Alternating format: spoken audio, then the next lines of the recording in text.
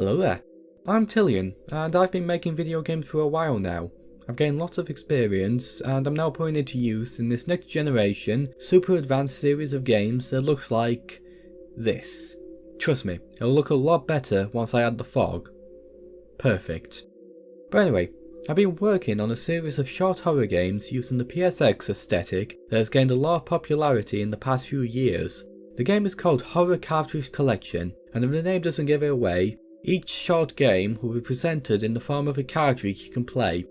You're currently looking at footage from the first 3 cartridges, which you can play for free now on itch.io. Out of Gas, Nightmare, and The Mine. I want each game in the collection to have something unique to it, along with different methods of giving players that horror experience. And whilst all the current games are first person, I will definitely be experimenting with other perspectives, some familiar, others not so much. This devlog series is going to be following the development of the 4th cartridge that will be in the paid version of the game that I'm going to be releasing on Steam. And that cartridge is... Checking In. A first person game set in a hotel. It's the 70s and you've just escaped the pouring rain outside. You check into the hotel, go to your room, and strange things start to happen in the hotel. For this cartridge I want a deeper focus on the story with more to uncover, along with someone to actually talk to. First, let's talk about the game's aesthetic. You may be aware of the surge of PS1 styled video games that have been released over the past few years. It's a fairly simple style, invokes a lot of nostalgia, and it can look very creepy when done well. Many people talk about the accuracy of effects and how much something looks like a PS1 game.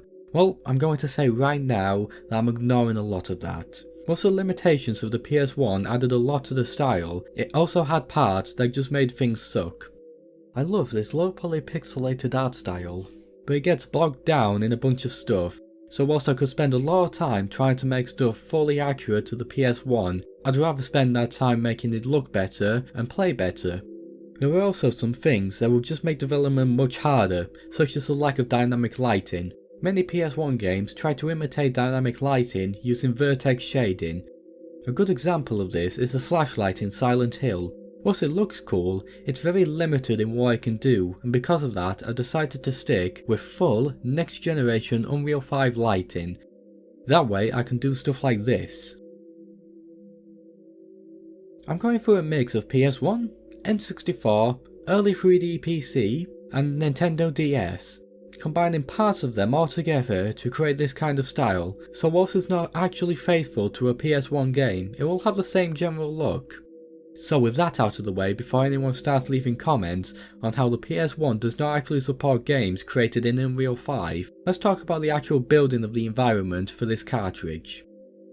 So for an environment this large, it's much simpler and faster to create a set of modular assets, and since hotel hallways have very little deviation, it's quite easy to make a single hallway and reuse it. First, I gather lots of reference images of hotel hallways.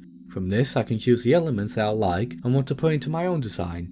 Using a set of walls, floors, door frames and other meshes that I've created previously, I can start to block out the hallway using grid snapping. Once I have an idea of what I want it to look like, next comes texture creation. I've been working on my pipeline for a while now to improve it, but here's the basic process. I'm using a texture resolution of 128 by 128 for most of the environment in this cartridge so that I can have an increased level of detail within the textures. Using online sources like textures.com, I get a bunch of photos that will work with the creation of the textures. I use Sprite for most of my texture work as the program is made for pixel art and comes with useful tools to help in the creation process. I also use Affinity Photo for some more advanced editing that Sprite does not support. I work with each image and extract the texture I want from them, clean up any major problems and add the details I want. Scaling down an image this much means that a lot of the detail is lost, but with some work I can put parts of it back in and highlight the important parts of the texture. Once the texture is at a good stage, I can export it and see how it looks inside Blender and Unreal. Sprite has scripting support, and thanks to other people doing most of the work and me making a few sloppy changes, I can export everything into separate textures with a single click of a button. From there, Unreal automatically imports the textures, and again I can just click a single button to turn the texture into a material that I can drag onto objects in the scene. I make adjustments as I go to get the colour and details looking good. Some parts such as shadows are baked into the texture to help give it depth, such as this shadow above the wood panel, helping to give the illusion that the wood sticks out past the plaster wall. I create a couple variants for different parts of the scene and drop the textures into the game world. With this simple hallway finished, I can begin blocking out other sections and start creating props. Something that most hotels have is a reception desk, so I'll make one of those now. Like the environment, work on other assets requires reference material, so I gather images of hotel reception desks and then pull them together to work out the core idea I want. I really like this design of having the reception desk slotted into the corner with an L shape, but I'm not too fond of the actual design, so I'm going to look for a better one in the reference images. I like this design of the simple material with a gold frame, so I'll put these together and build a basic model in Blender. Since there's only going to be one reception desk in this cartridge, and I know what the shape will be, I don't need to work on a modular design for the reception desk. It's important to have a good reference scale for the meshes in your game. You don't want things to be too small or too big. That's why the use of a reference mesh is important. One of the simplest is a human-based model. It gives you a great idea of the scale, and you can relate it to the real-life scale of objects you will understand in the real world. I create a bunch of assets and place them around the map to help build it up. Extras like these cracked textures can be thrown on the walls to break up repetition and add extra detail. Creating the elevator was simple enough. A few textures thrown together gives it a good look. The buttons actually use a floating plane for the numbers, with everything being in a single texture. I have a system set up using gameplay tags in Unreal that allows me to quickly connect objects together and have interactions between them. Using this, I can set buttons to tell the elevator doors to open and close and go to each floor. As far as actually moving the elevator, well, that's a lie. Whilst I could have the elevator actually move up and down, this creates a problem with the player's movement, and you can easily create a whole host of other problems, so it's easier to instead just teleport the player up and down to give the illusion that the elevator is moving. Whilst it is currently placeholder, the hotel will have a receptionist who you first talk to upon entering the hotel. I'm using a free plugin called Dialogue System X created by 6 Lane Studios. I've made some changes to it to more resemble the dialogue system from Paratopic, another sharp PSX style horror game. The ability to move around and talk is something that I quite like, and I feel that it adds a lot to the immersion of the game. I hope you enjoyed watching this video and are excited to see more from these cartridges and play them when they release. Like and subscribe to help more people see this video, wishlist the game on Steam and go play on itch.io. Thanks for visiting, come back soon. Hi there, I'm Tillian and I would like to welcome you to The Joy of Building, a new series in which I'll be creating my own British town in the retro PSX art style because clearly I have gone mad. So, for those who are unfamiliar, PSX means PlayStation 1 because Japan. It's a style that's become popular with indie horror games. I should know this since I'm making a series of indie horror games in the style, #self-sponsor. But this is going to be a nice, relaxing, safe town without any horror, probably. So without further rambling, let me show you what I have created so far. A street. Well, that's not so bad. Wait, why is there a house in the middle of it? No! Anyway, yes, I've created a street. This first starts with the creation of the road. For the time being, the world is built out of flat planes like the ones in Lego. This also unfortunately means I am making a flat earth.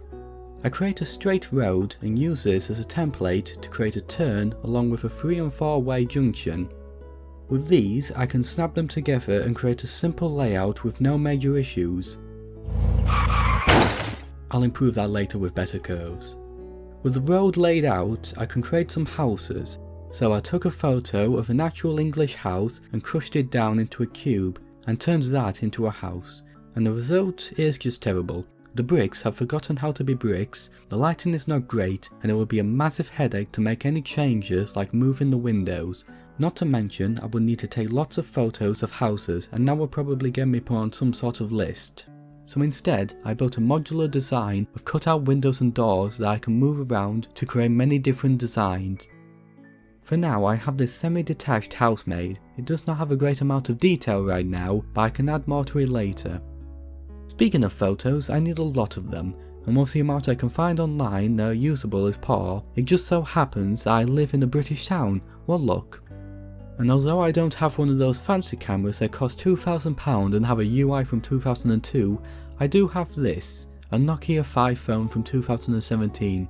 It has a camera that can shoot 13 MPs, no, not that kind of MP, but it does not matter much, as the photos get compressed down so much I could use a Polaroid camera from the 60s and it will probably look better somehow.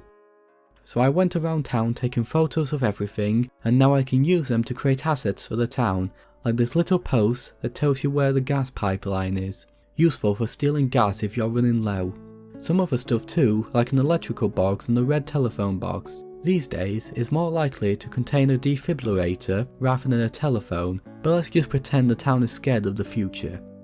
I make some other stuff like these fences, and currently I am using some free assets like these trees and lampposts. But in future I want to replace these with assets that are more accurate to an English town. And the final piece needed for a true English street. No, not lots of rubbish thrown everywhere and massive potholes.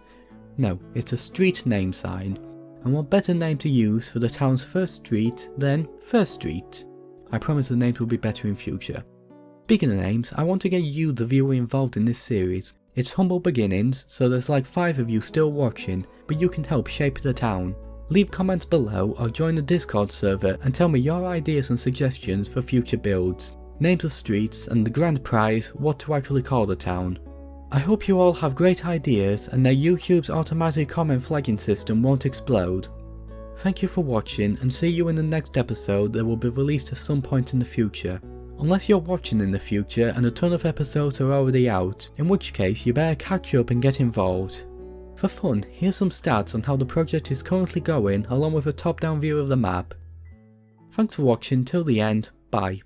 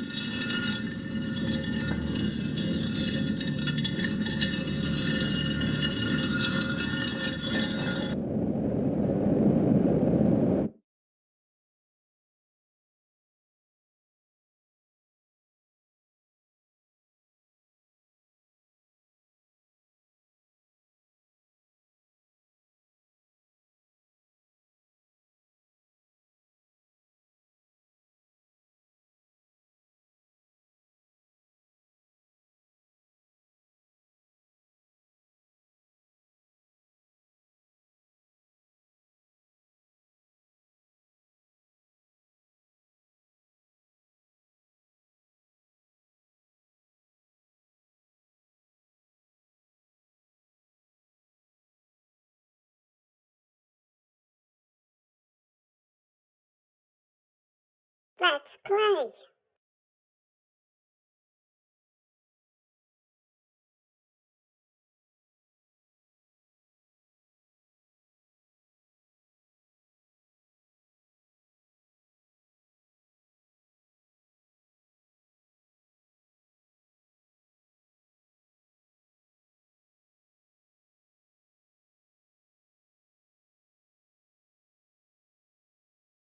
I see you.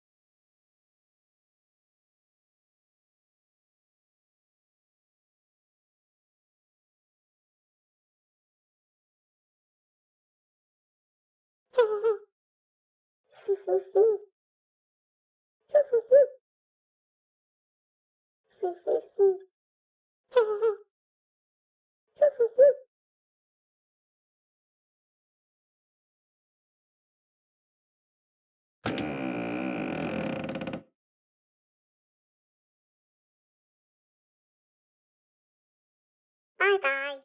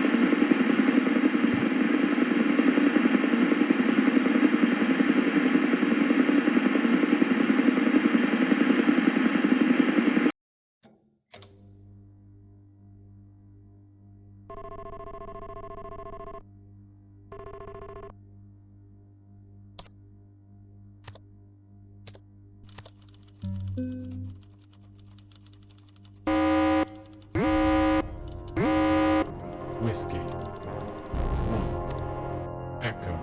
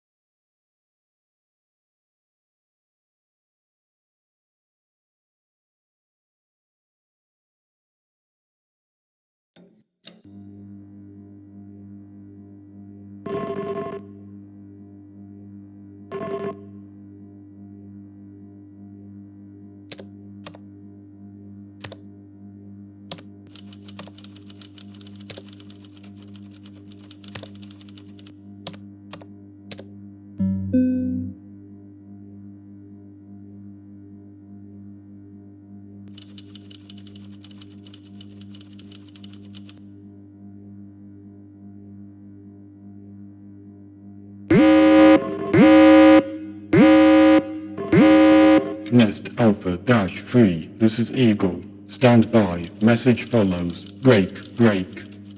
Uniform. November. Echo. 8. Flora. Charlie. Niner. Uniform. 7. Victor. Mike. 2. Alpha. Niner. Delta. 0.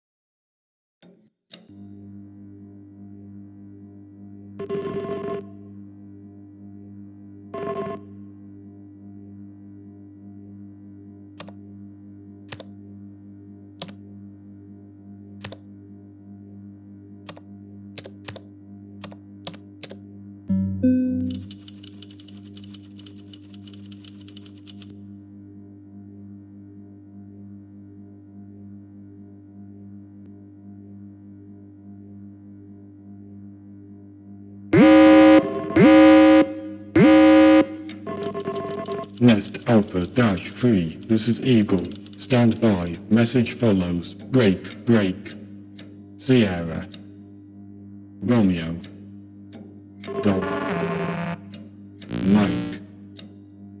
0. Tree. 0. Mike. 2. 7. Mike. 6. Alpha. 0. Delta. 0.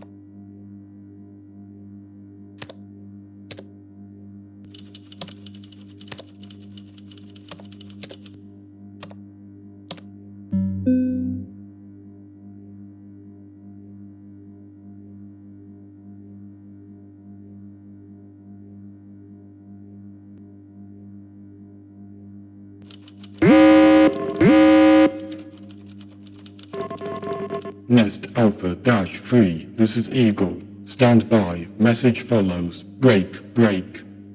Sierra. Lima. Victor.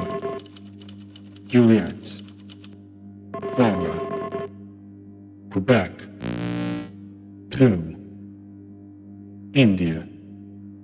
Fiver. Kilo. Mike. 2. Alpha. Fiver. Delta.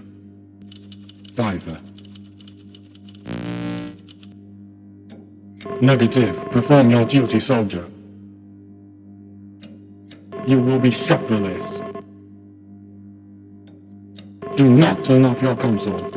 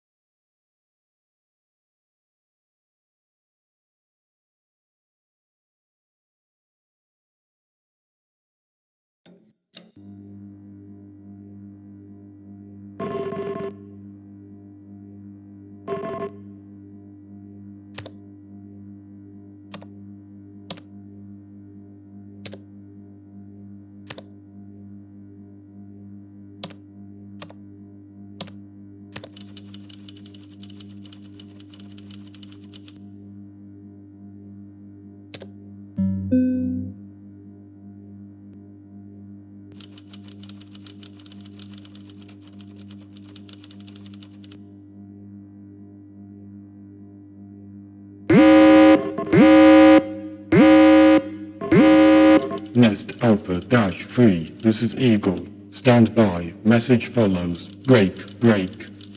Juliet. Charlie. Foxtrot. Tree. Delta. 2. Bravo. Delta.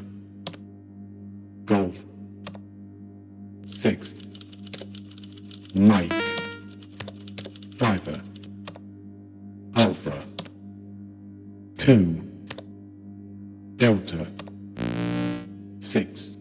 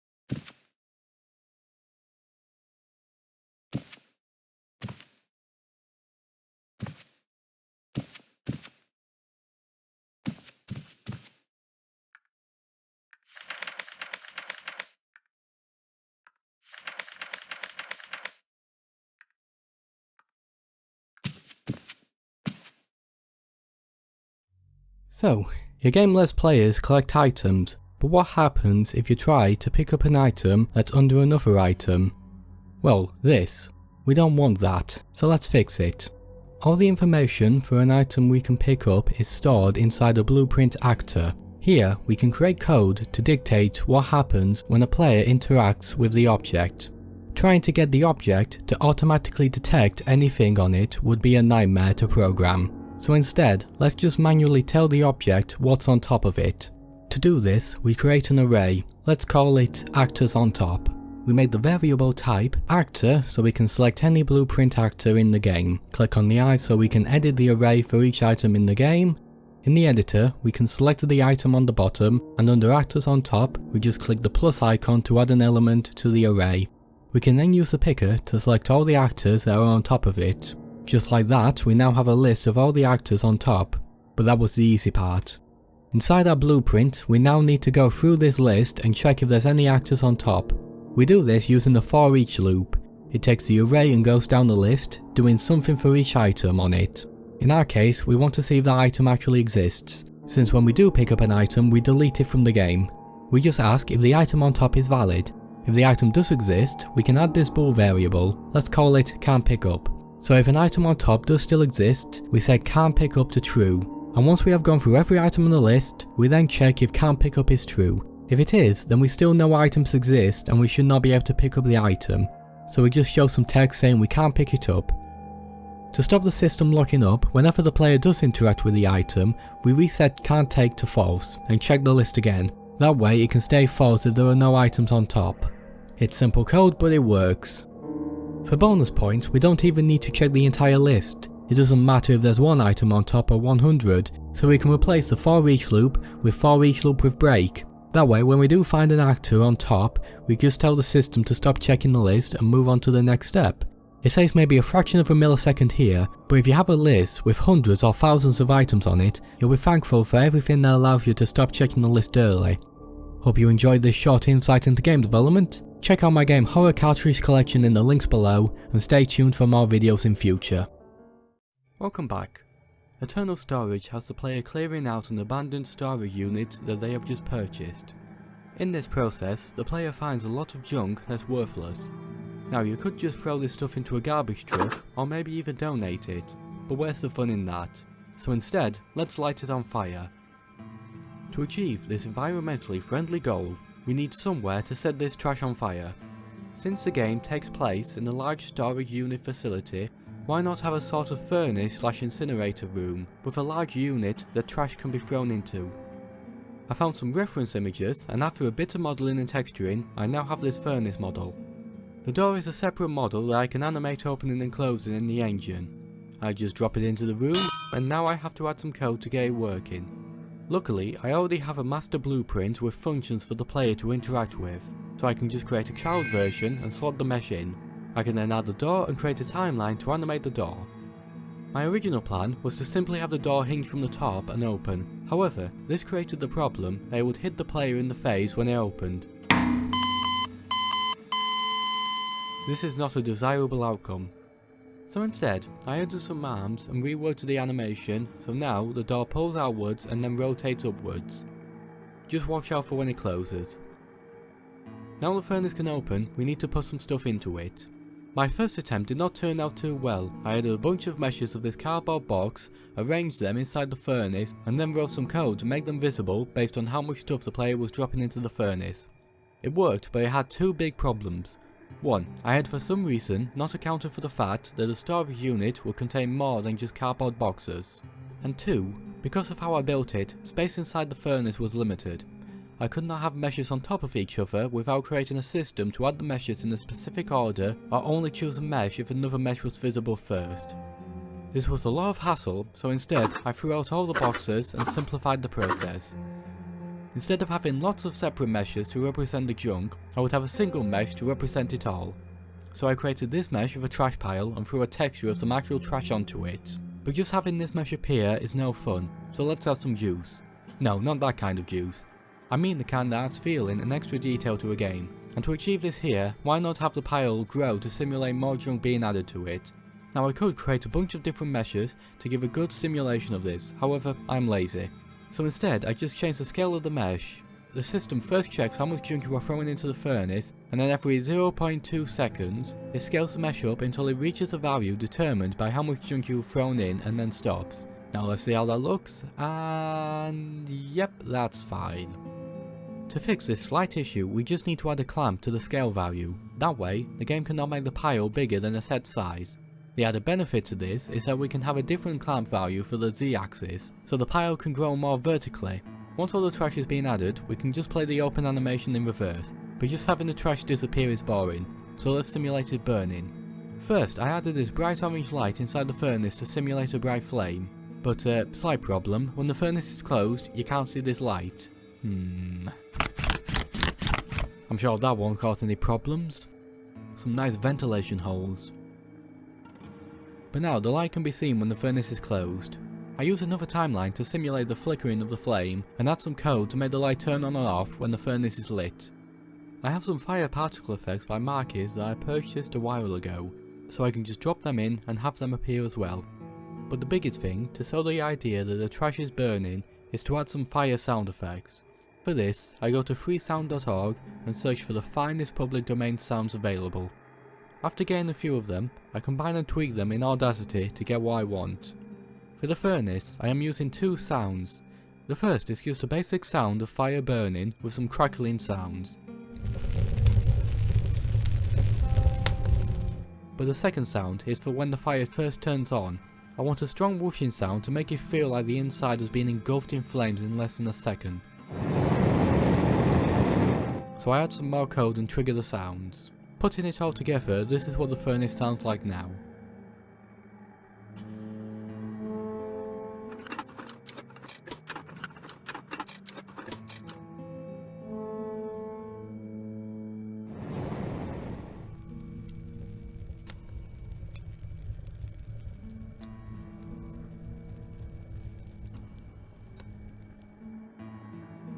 Hope you enjoyed this insight into game development. Check out my game Horror Cartridge Collection in the links below, and stay tuned for more videos in future.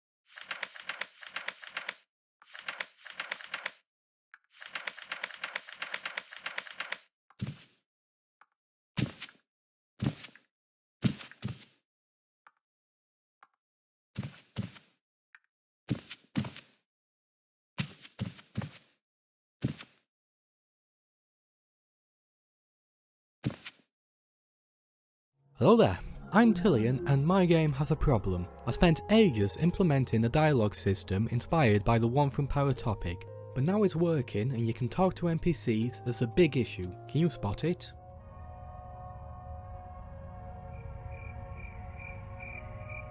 Yeah, they are dead silent, so this needs fixing. Now, there's 3 methods I can use to fix this issue. 1. I get actual voice acting. This one's complicated, costs money, and has issues with other languages, so screw that option for now. 2. I add fake voice acting like in The Sims or Paratopic, but again this is complicated and costs money, so no. So the third option is jumbled voice sounds like Animal Crossing, Lunacid, and tons of other games. Why? Because this option is a lot easier and cheaper to do, which is why I'm also going for this option. I mentioned Lunacid before, and that's because their method of jumbling voice sounds is one I like very much. Here, take a listen.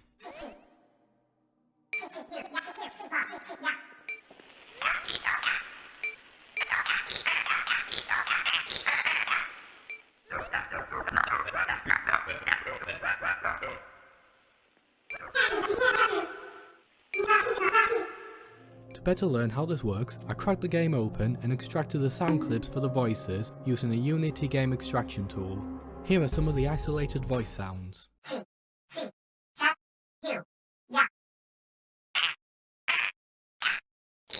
Listening to them, I learned a couple things. The sounds themselves are super short, only lasting around 0.2 seconds. They're used in common English syllables like la, ra, ta, and their effects like pitch shifting can be used to create different voices with ease. With this information in hand, I then imported these sounds into my own game. These were only used for testing, and now once I had created my own sounds, the ones from Lunacid were removed from the game. Also go check out Lunacid, it's a great game. Unreal Engine already has the ability to play a random sound from a selection using sound cues, so I add all the voice clips to a queue, and now I need a way to play them when an NPC starts talking. This is where my dialogue system comes in.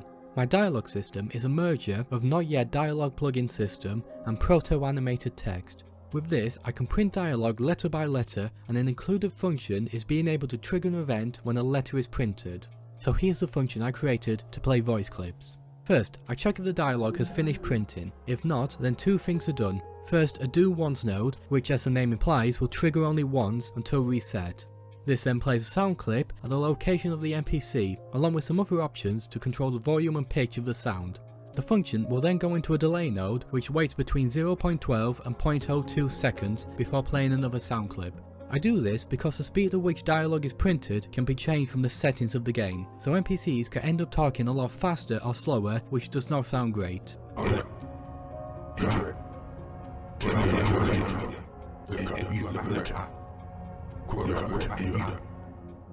The reason for the do once node also becomes clear here, as otherwise when NPCs start talking there'll be a delay to them actually playing sounds, which again does not sound great. Once the dialogue has finished printing, the do once node is reset, ready for the next lot of dialogue, and the final sound is played. It took some time tweaking values to get the voice clips playing at a frequency I found correct. Once I was happy with how the system sounds using the voice clips from Lunacid, I removed them and recorded my own versions. This was done by sitting in front of my mic, looking at a picture of the English alphabet and recording multiple takes of each sound the letter made, trying to get a mix of low and high pitched sounds. After that, I listened to and extracted the sounds I liked, and with this I had my own set of voice sound effects that I could put into the game and try out. Take a listen and tell me what you think.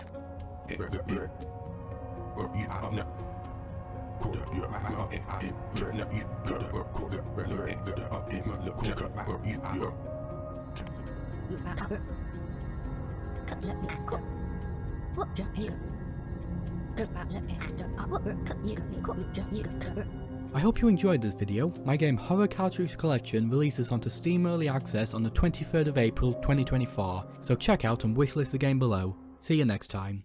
$395. Don't leave yet, here's quick breakdowns of each product sales. PSX Books Pack. My first asset pack sells well and was easy to make. PSX Industrial Pack. Second pack sales are probably low due to a lack of good quality screenshots. Was made to promote my game. PSX Snooker Pack. Really terrible, nobody likes snooker. PSX Kitchen Pack. Sells well, people like house props. PSX Tech Pack, my best selling pack, lots of unique models that are hard to find elsewhere. PSX Sewer Pack, simple but sells well, give people the basic stuff needed and let their imagination go wild. PSX Cemetery Pack, my favourite looking pack and a great seller. PSX Blood Pack, great seller for horror games and was very simple to make. PSX Telephone Pack, released this one for free, but yeah, no sales. So overall, since releasing my first pack over a year and a half ago, I've made a decent amount of money from selling PSX asset packs. At some point in future, I'll talk about selling assets on the Unreal Marketplace. Spoiler alert, it's almost $3,000. My game Horror Cartridge Collection releases onto Steam Early Access on the 23rd of April 2024, so check out and wishlist the game below. Okay, bye.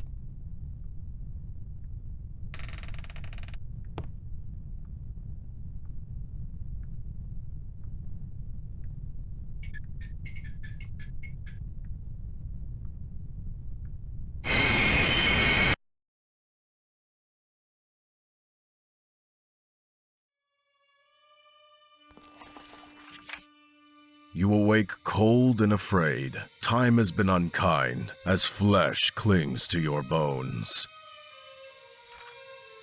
A dead horse lays before you. Its rotting entrails have burst out, and yet you see fresh mud coating its hooves. With each step, the despair grows stronger and envelops your body. Your mind writhes in agony as it cannot comprehend the spoken tongue of the cultist. The chanting becomes deafening as the horse skull cultist dagger draws ever closer to you. The man continues to scream as his flesh is dragged against the ground. He begs for help as the metal door slams shut. and his screams turn to echoes.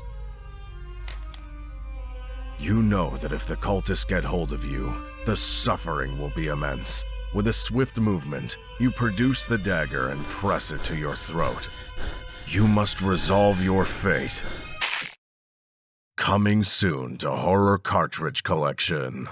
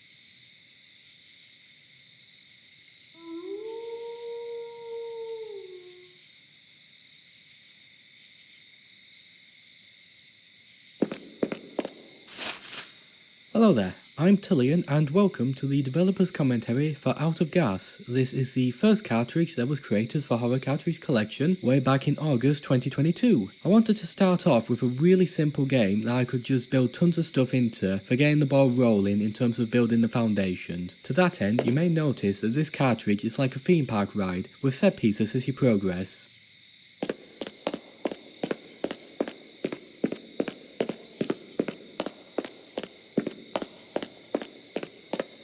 This cartridge was inspired by a short game called Last Bus Home by Magic. It's a simple concept, but its execution is done really well and I like the idea of a long dark road. So after a couple of thoughts, I came up with the idea for Out of Gas as a good starting point for the series.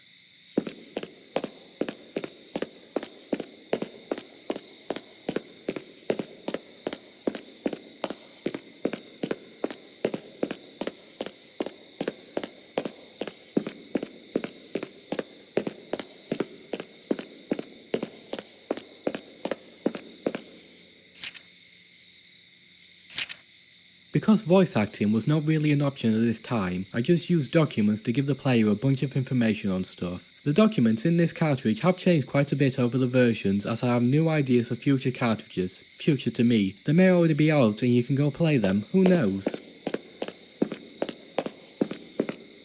How this cartridge looks has also changed a lot over time. If you look in the gallery, you'll see that the road texture used to look a lot different, and instead of having grass, everything was dirt. As my skills improved, I went back to old cartridges like this and made improvements to the models and textures.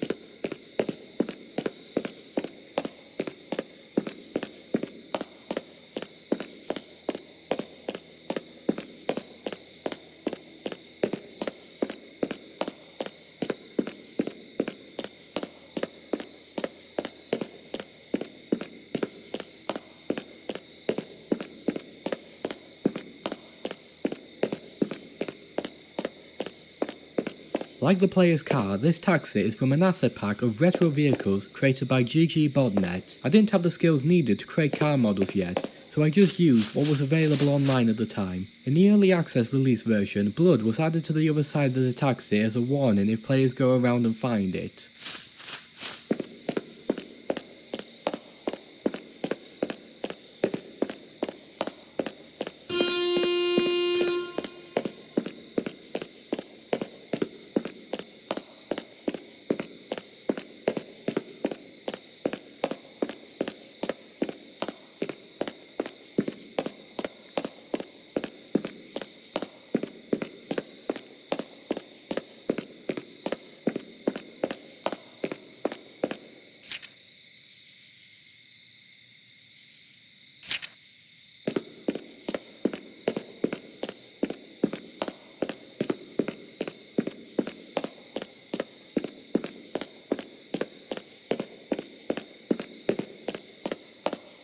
I went a little overboard in the number of endings in this cartridge. It was a start, so I just kinda kept adding ideas until I gave up and released the thing. And one of the endings is to run into the woods and get killed by wolves. There is no wolf model in the game, it's just sound effects. It works by having some trigger boxes past the road in the forest. When you pass it, a countdown timer starts, so after a set amount of time, sound effects play as a way to try and scare the player back to the road, and when it hits 0, it triggers the ending.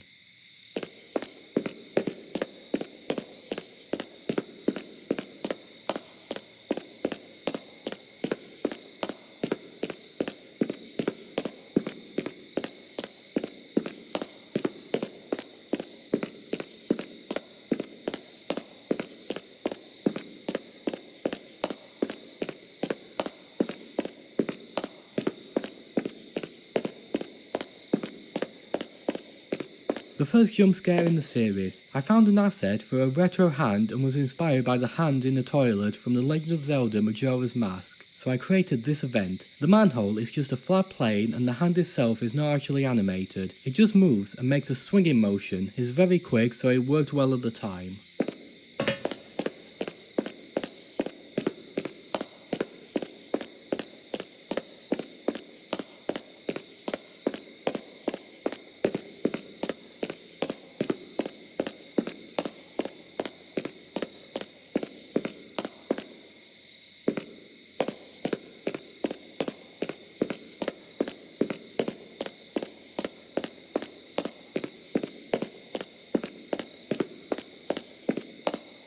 I was worried that players would start getting bored, so I added this sign to let them know they were getting close to the end.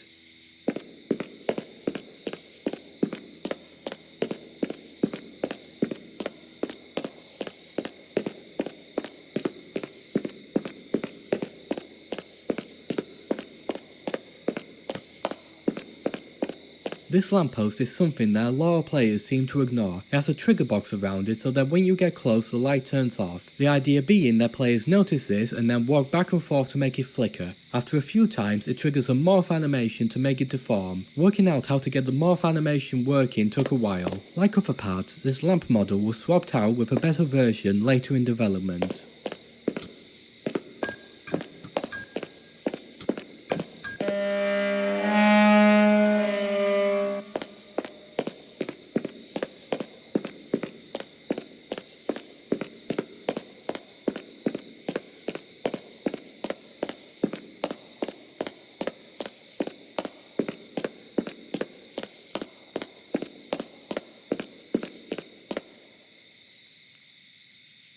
The checkpoint system was not added until the third cartridge, the mine. Before that, if you died, you had to restart the whole cartridge, which, yeah, that was a bad move at the time. Fortunately, now there is a checkpoint system. As you progress, there's some invisible boxes that trigger and set a respawn location for you. Working out the logic so that you can continue after an ending did take some time, as the game does not actually reload a save or anything. You just get teleported to a location.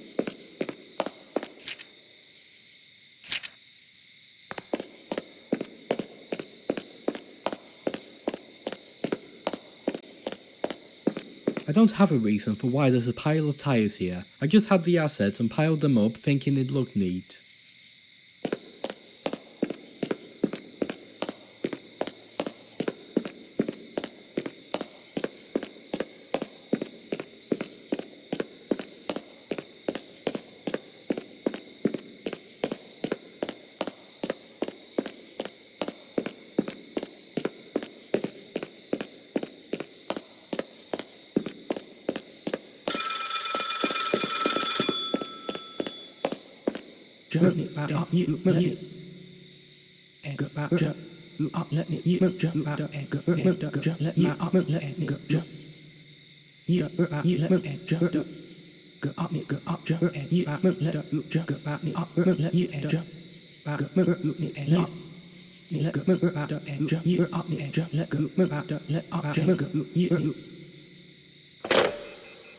Getting a phone call is just terrifying on its own, even when it's not in the middle of nowhere on a payphone. This is also the first use of dialogue in the game, and let me tell you, the dialogue system has been through a lot of changes and improvements. Trying out different dialogue systems, it was difficult to find one that worked well. In the end, I bought two more expensive systems and merged them together into the version that's in the game now. After that, I just had to remake the dialogue for the first few cartridges.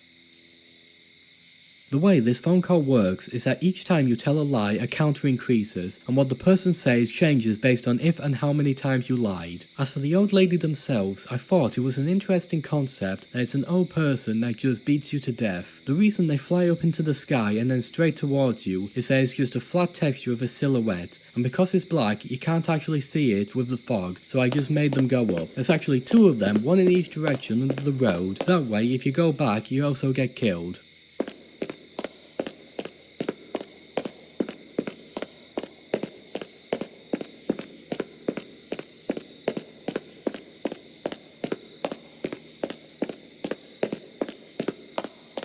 The first collectible in the series, which was also not the first collectible added. It was not until the next cartridge, Nightmare, that I added collectibles to the game, and not until the early access release that more collectibles were added, such as this pie.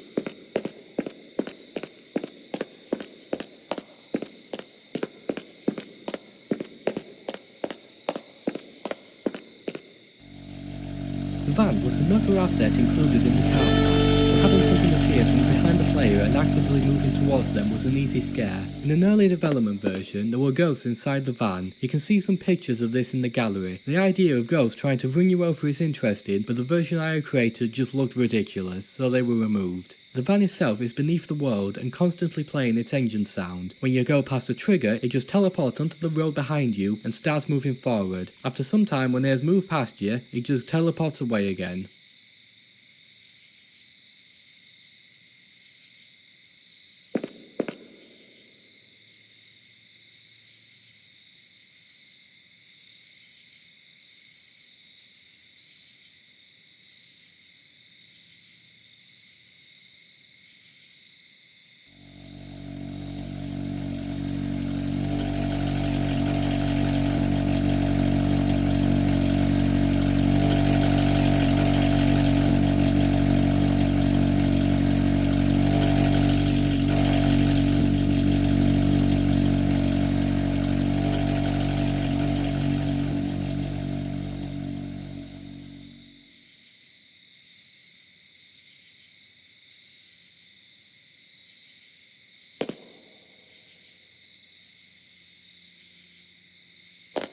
The first collectible.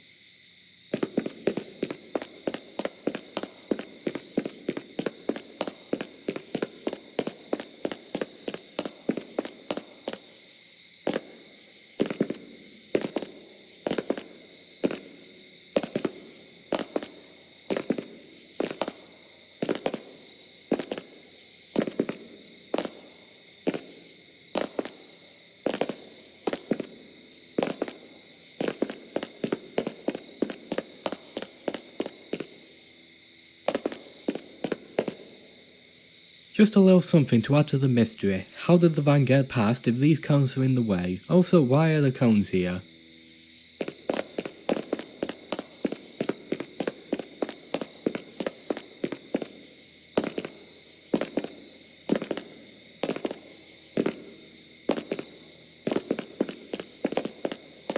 It's not visible yet, but the car and sign are here for the ending. They are just invisible with collision turned off.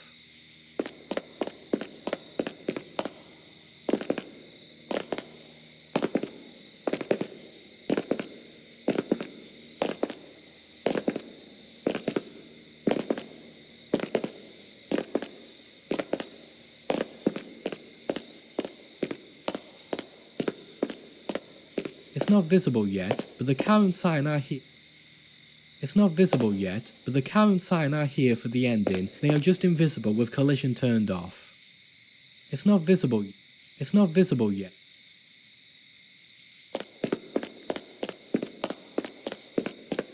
What happens if the player goes past the gas can or even goes backwards to the start? I knew I didn't want to just add an invisible wall and tell the player to go back. So like the forest wolves, I created a timer that plays sound if the player moves past this point, and then sounds of someone stabbing the player. In terms of the ending text, I like the idea that the world continues after the player's death and then you are told what happens after the end.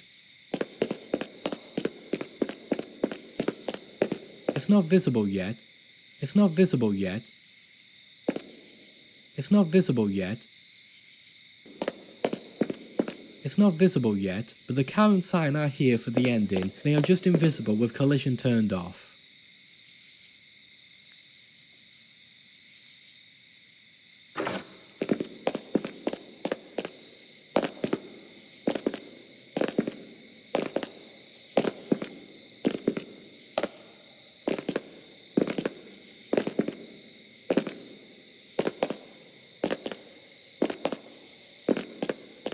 I like the way I ended this cartridge, a hopeful ending with the player being able to leave, but then raising questions by showing the gas station has been closed for what seems like a long time. It would have worked better with an actual gas station and clerk, but oh well. Thanks for playing the first cartridge of Horror Cartridge Collection. I hope you play and enjoy the rest of them.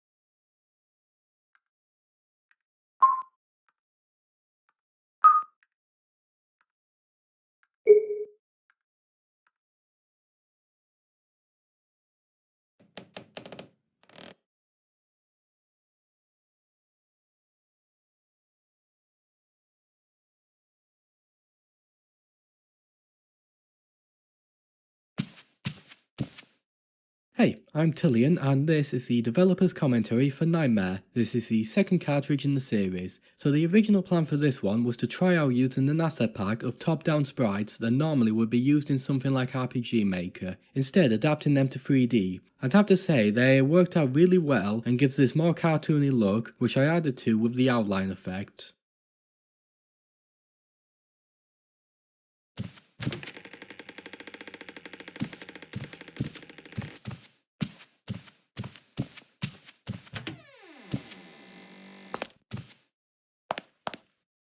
As part of this cartridge's development, I figured out how to get billboards like this duck working. It's just a flat plane that always faces towards you. It's easier than creating full 3D assets for stuff like this. Plus, being able to interact with the duck helps frame you in the mind of a child.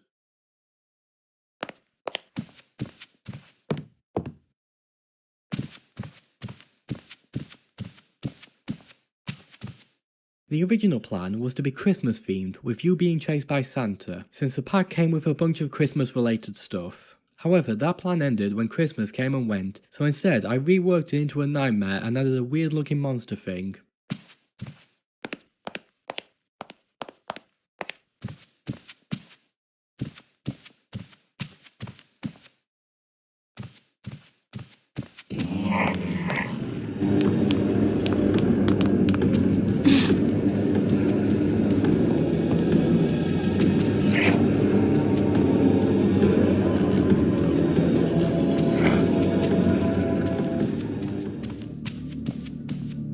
This was the first cartridge to have an AI monster in it. It was also one of my first times working with AI trying to figure that whole thing out. Since then the AI has improved a bunch, but the basic concept of move towards the player and kill is still there. Plus it's not obvious to see the AI will speed up and slow down based on how close it is to you. This stops you getting too far away and losing the monster. Another part of this cartridge that worked well for the nightmare aspect is the warping of the world, being that the path you ran through did not exist before. It's achieved by having wall meshes toggle visibility to reveal hidden paths. It's used a lot in this cartridge.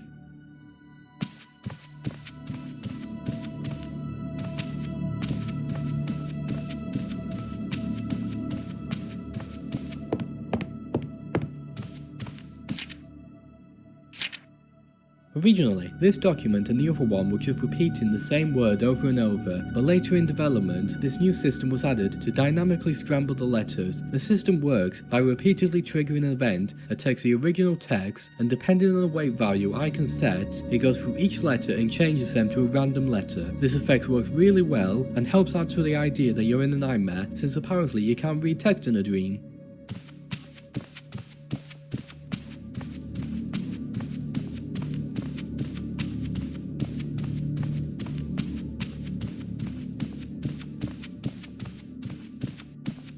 I needed something to help boost the playtime and add to that feeling of a nightmare, so I created this large grid maze. At set times a sound effect will be played in one of the four corners and it will repeat before teleporting the player away. You don't need to do anything here, just wait.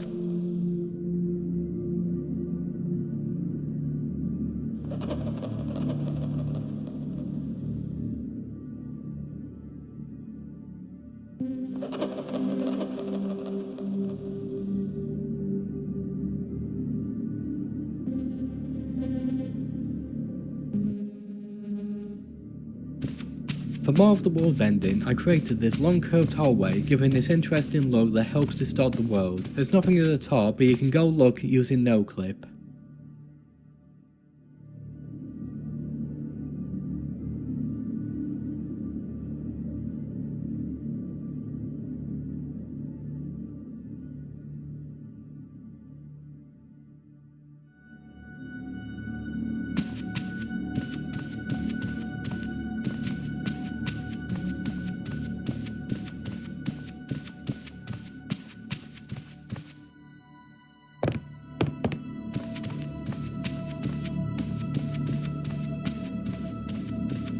It made more sense in the original version as this was Santa talking to you, the whole he sees you whilst you're sleeping thing, but after removing Santa I just added this generic dialogue and then spawned the monster for another chase, this time in a more maze-like set of hallways. In order to make sure the player does not get lost here, the path back will be blocked off when you get to key points in the maze.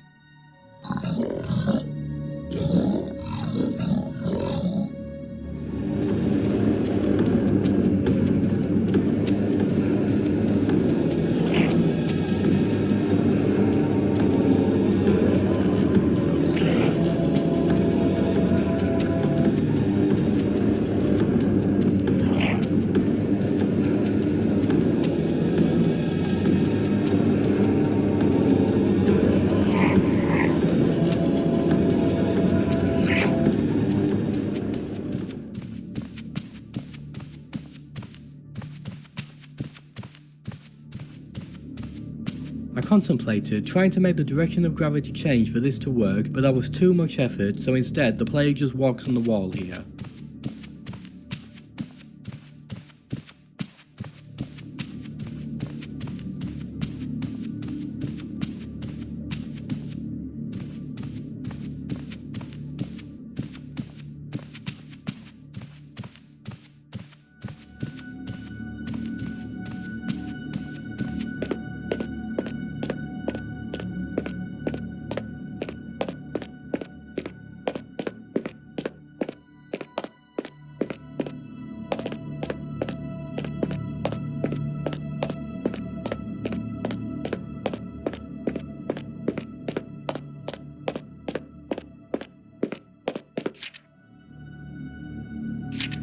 I wanted to add more environment styles and have the player transition to them in a strange way. To that end, I added drops like this to move the player to new areas. When you jump, you'll hit a trigger which will play a whooshing sound, and then hit a second trigger box which will stop the sound.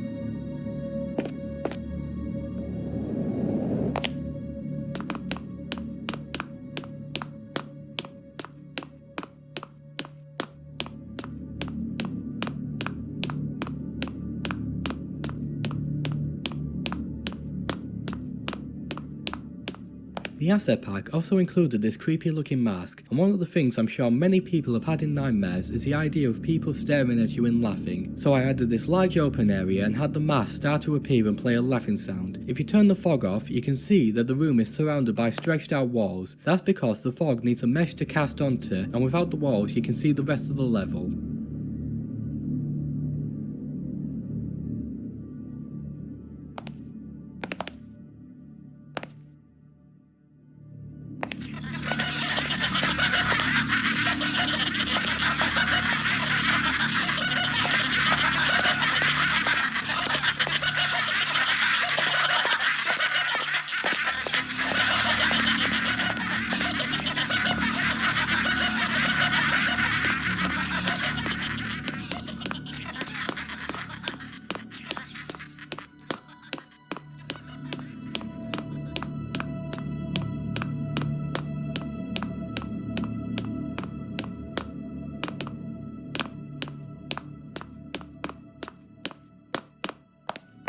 I used a neat trick here to create some non-Euclidean geometry. As you walk around this area, you'll notice that it loops back on itself. In reality, there's a bunch of trigger boxes around that toggle the visibility of some walls, making it seem like the world is warping around you.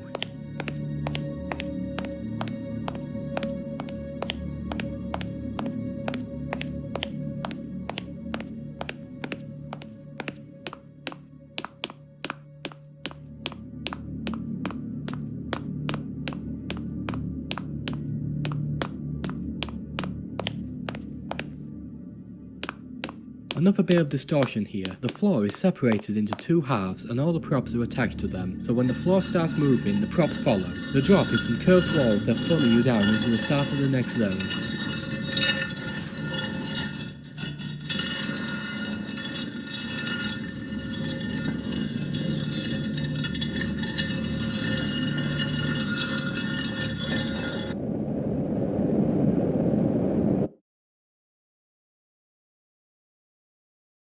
One of the difficult aspects of game development is lighting, trying to figure out where to position lights and making sure everything is well lit when needed. Luckily for this cartridge, I did not have to worry about that for the most part, as there is only flat lighting casting onto everything. But still, areas like this with darker colours do end up being a lot darker, but it also fits with the theme of you descending further into the nightmare. Other assets included in the pack were this doll and cage, so I put the two together and created this haunted doll. The voice of the doll is also my voice, it's just pitched up and changed to sound like a cheap speaker in an old toy. Let's play.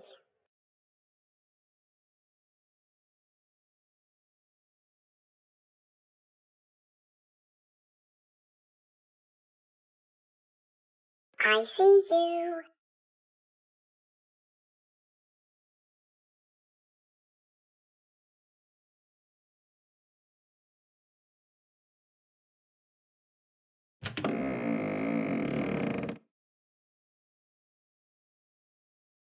Trying out a super simple puzzle with this area, you just have to interact with each mirror to trigger a different outcome. If you don't, then in the next room the door flies towards you and scares you. Originally it was going to kill you, but the checkpoint system did not exist yet, and sending the player all the way back to the start would have been a terrible idea.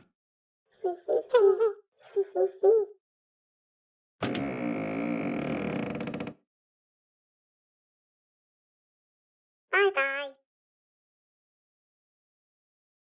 I got the idea to add collectibles to the cartridges from playing a bunch of retro games. Having some sort of collectible is a really easy way to add replay value and give a goal for 100% completion, so I made this toy robot.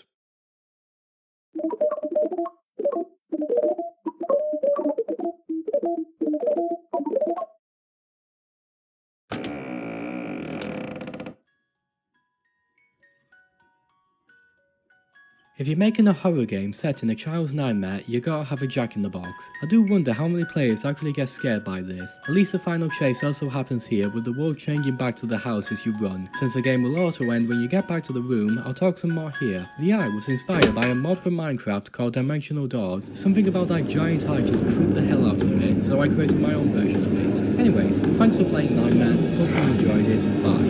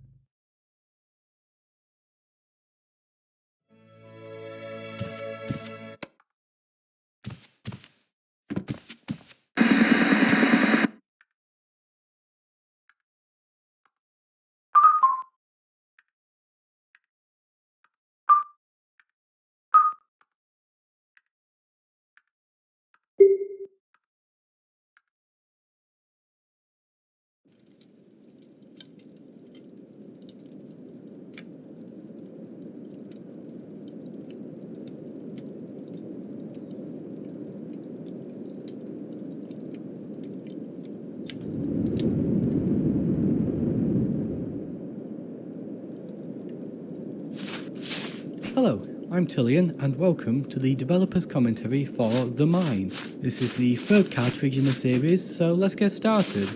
It's pretty obvious, but this one was inspired by Minecraft. More specifically, the creepy cave sounds that will play randomly. So the idea of exploring a large mine and having creepy stuff was a no-brainer here. The world itself is made using a system called Voxel Engine, and yep, it saved so much time and is basically the reason this cartridge exists.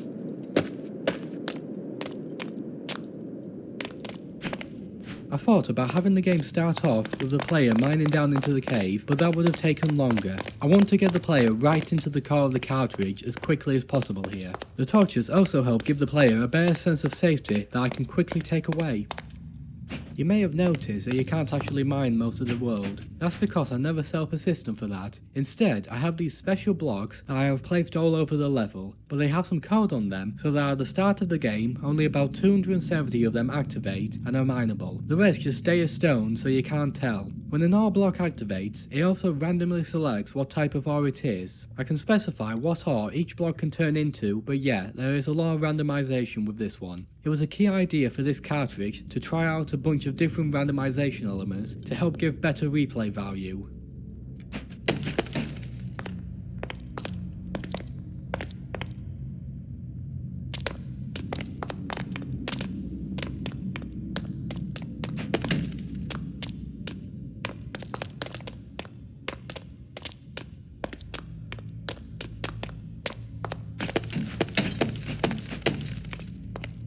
I wanted to tell a story within the cave and found that having these scribbled messages on the walls was a decent way to do it. However, a downside of this is that it's not using the document system I had built, so I had to make some changes to get these working with the document tracking system.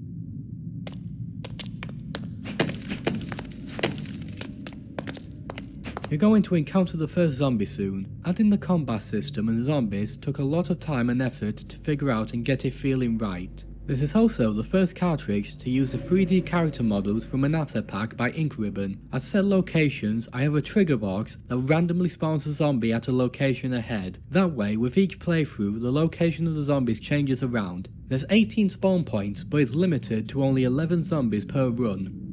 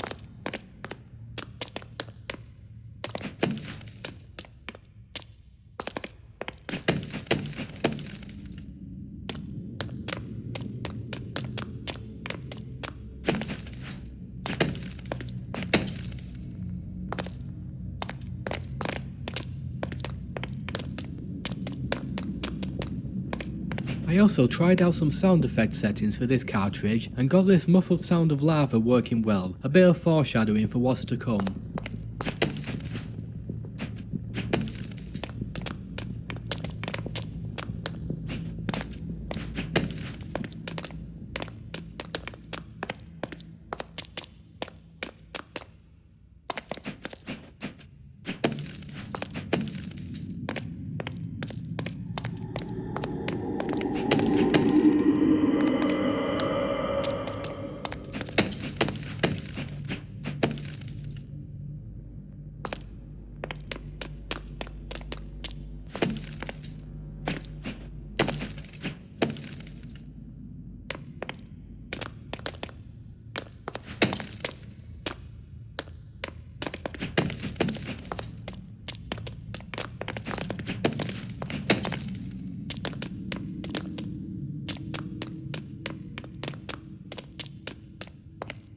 The level does split into different paths from time to time, but they do re-emerge shortly after. I kinda wished that I had made the level more open, but that would have taken more time to get done.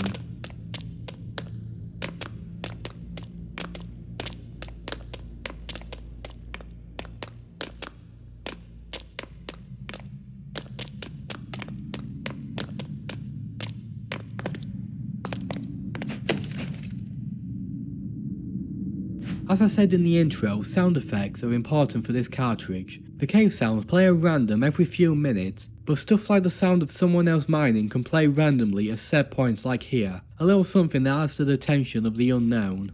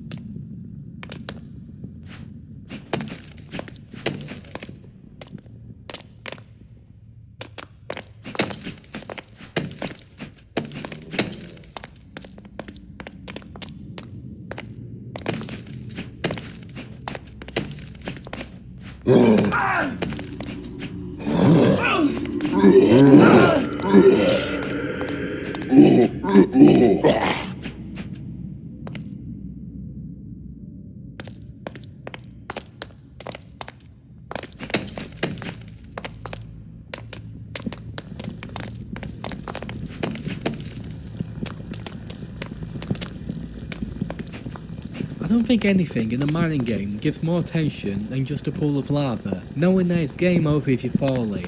The wavy effect on the lava really helps give that fluid look, even if in reality it's just a flat plane. It doesn't even have collision. If you fall in, there's a trigger box that disables movement and causes you to slowly shrink, making it look like you're melting into the lava.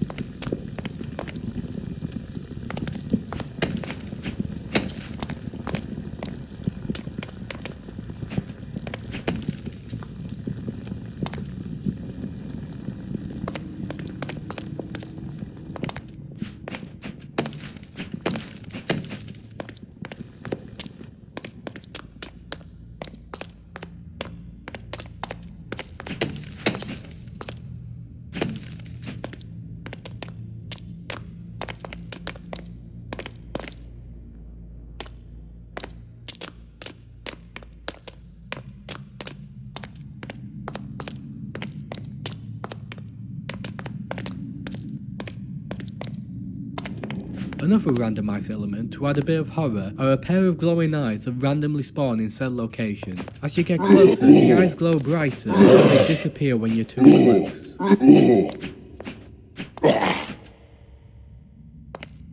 Another randomized element to add a bit of horror are a pair of glowing eyes that randomly spawn in set locations. As you get closer, the eyes glow brighter until they disappear when you're too close.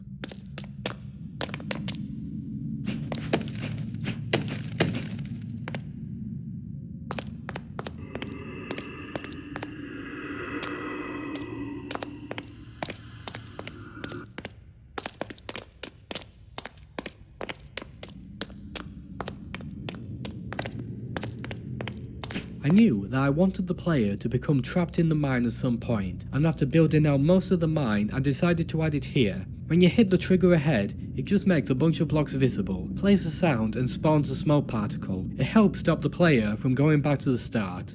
I also had to remember to set checkpoints here too, otherwise the player would end up trapped on the wrong side of the cave if they reloaded.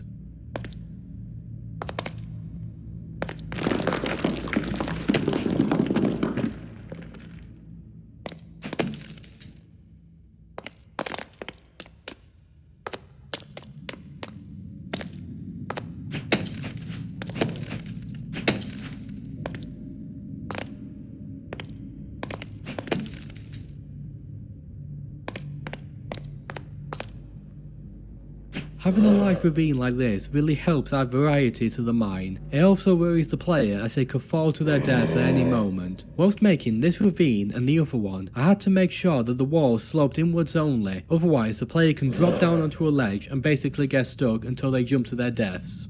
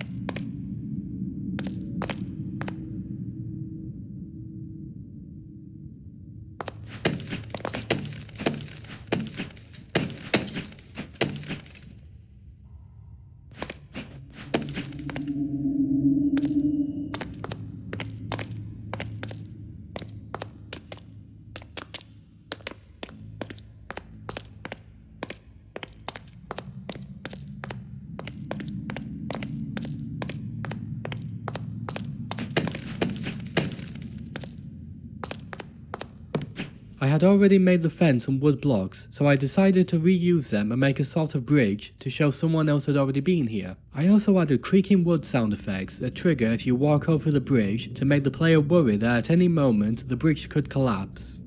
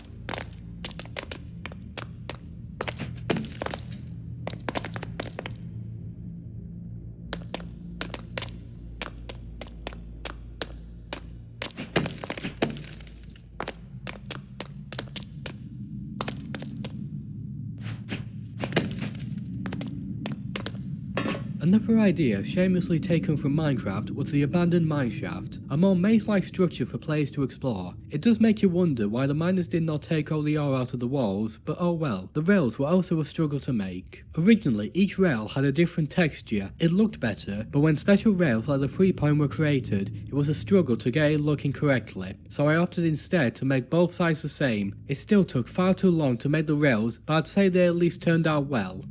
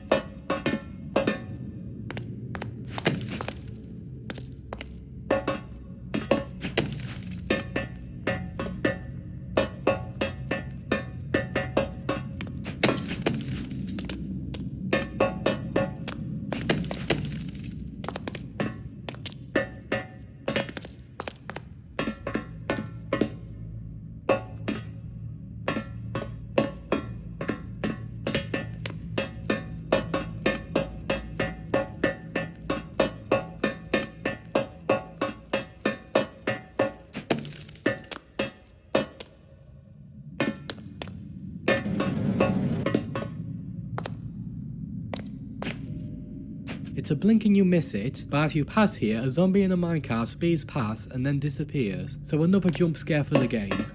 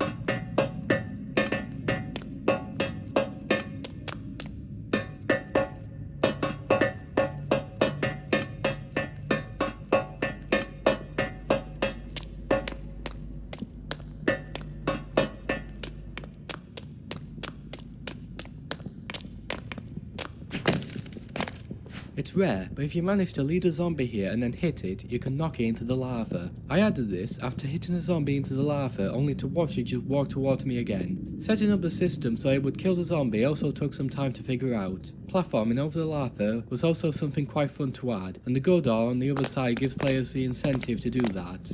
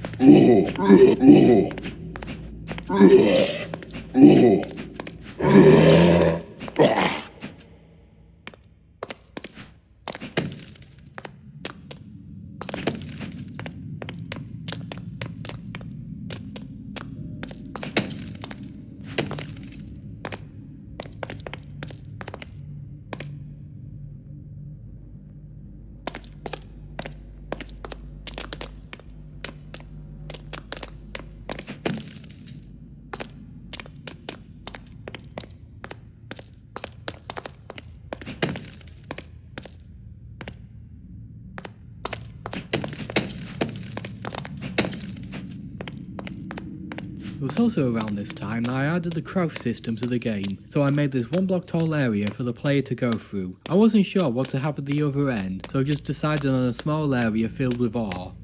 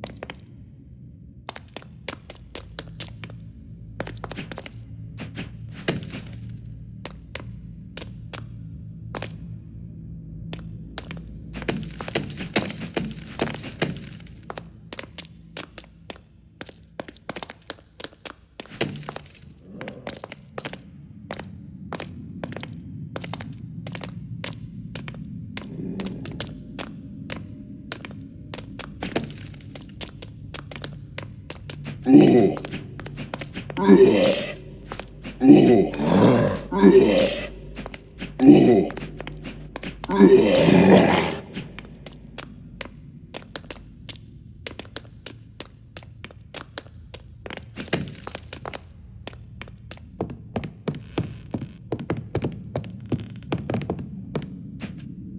a collapsing bridge, a lot of games would use a pre-made animation to ensure the blocks always fell correctly, but instead I just enabled physics on these blocks and shrank them down a little bit so they would fall. One of the struggles with this point was to try and convey that the collapse path is optional.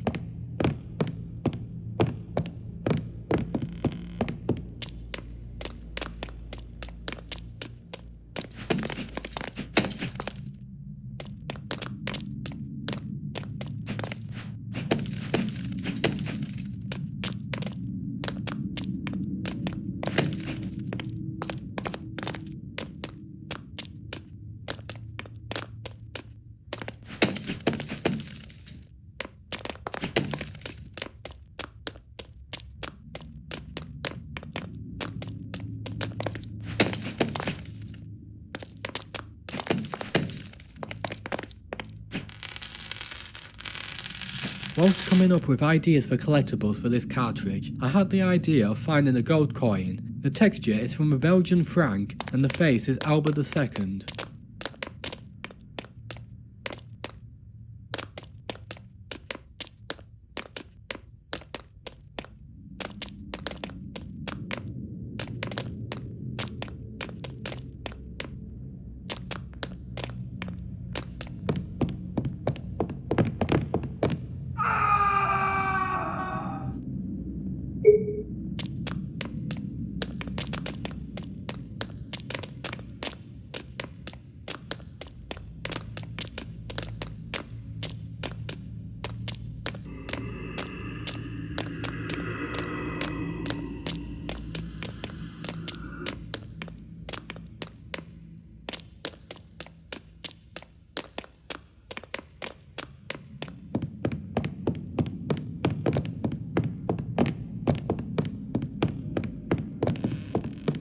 When you first launch this game, you are shown a prompt for whether or not to enable game analytics. Part of the data I collect is progression points, so throughout each cartridge at key points there's an invisible trigger which when you pass and have game analytics enabled, it will send a bit of data saying you passed the point. This data is extremely useful to me as it shows how far players get into a cartridge. Now obviously a drop off from start to finish is expected, however in this cartridge I found that there was a major drop off here very close to the end, which of course is a big problem as I want players to finish the game. So to hopefully help fix this, a part of the map was cut out to save time and the wall text ahead was changed so that they made mention to how close to freedom they are. Hopefully these changes help more players finish the game, but only time will tell and maybe more changes have to be made.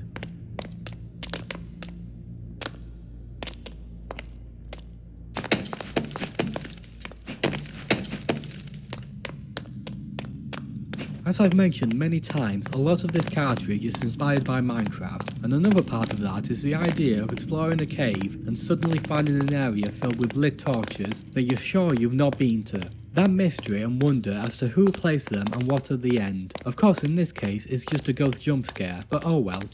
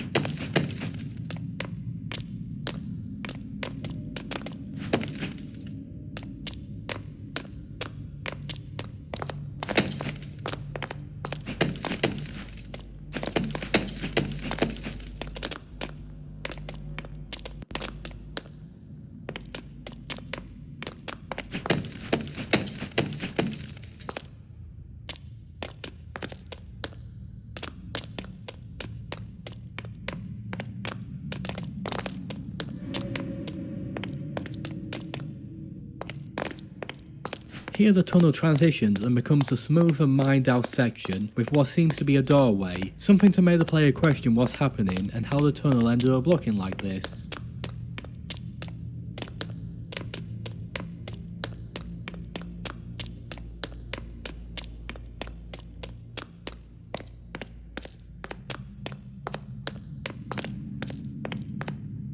Welcome to my crib. It's got 2 floors, 3 rooms and not much else. So yeah, I knew early on I wanted the ending for the person who left the wall messages to be that they died in the mines, but it was later into development that I had the idea to build this sort of house for them. It was tricky to get it looking good with how limited the blocks were, but I think it turned out well.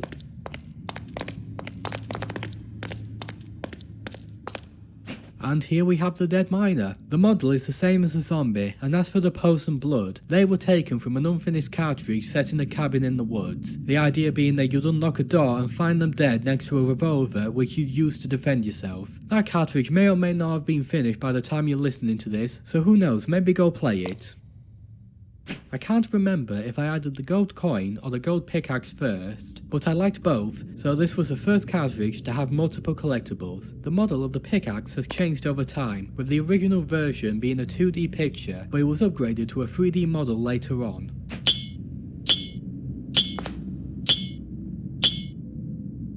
If you pick up the pickaxe, a ghost of this guy is going to appear and fly towards you when you leave this area. The idea came from Harry Potter and the Deathly Hallows Part 1, a scene where the ghost of Dumbledore appears and extends an arm towards the characters. I like this, so I created my own version and had the ghost explode into smoke.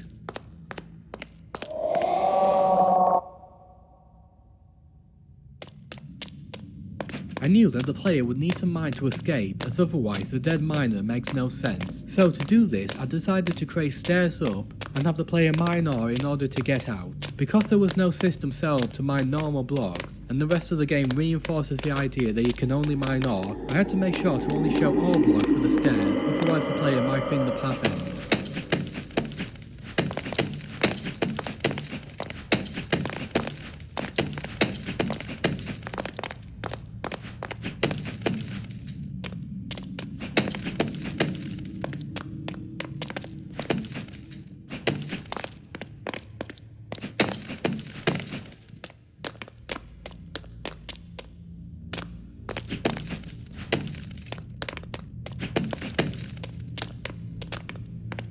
You're almost at the end of the cartridge now. Once you reach the surface, the game ends, so stay here and listen. Since part of the cartridge is mining as much ore as you can, I decided to add a separate ending screen to first show you how much ore you collected, and a score to give players something to strive for and an achievement. I also added sounds and effects like the ore picture size increasing depending on how much you collected. In terms of the scoring values, coal is worth 17 points, copper 35, iron 72, gold 185, and diamond 528. The numbers are kind of random and odd, so that as the score value increased, more of the numbers would change. It's also here that data about mined ore is sent to Game Analytics, so I can say how much ore has been mined. Hope you enjoyed this cartridge, see you in the next one.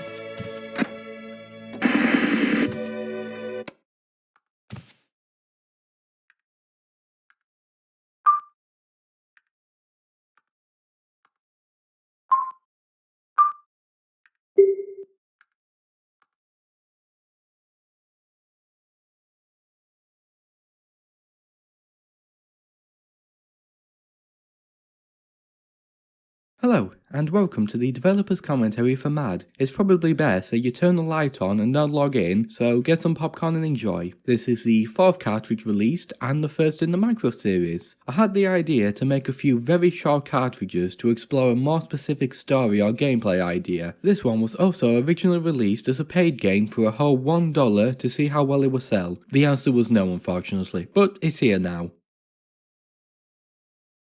When you log into the console, it's going to wait for around 5 to 10 seconds before triggering the alarm and kickstarting the rest of the game. If you listen, you'll notice that once the voice starts, the alarm will actually become quieter so it's less annoying, and if you still don't like it, I added a button that will mute the alarm above the power button. As for the inspiration, I had the idea after rewatching the 1983 movie War Games. The opening scene of the launch felt really tense, so I decided to recreate it. It took me around 10 days to release the initial version of the game, and it has since gone a few improvements. In order to tell the player the code, I added the speaker and used my own voice just pitched down in order to tell the player the code. The system works by splitting the complete code up, and then at set intervals it will play the relevant sound file, for which I have made a few versions of me saying each letter and number. After creating and playtesting this, I realised that if players could not hear my voice, then this cartridge was not beatable. So to fix this, a panel was added that also displays a character, and later on I realised that if the same character is shown twice without sound, you would not be able to tell it had changed, so now the colour changes with each new character.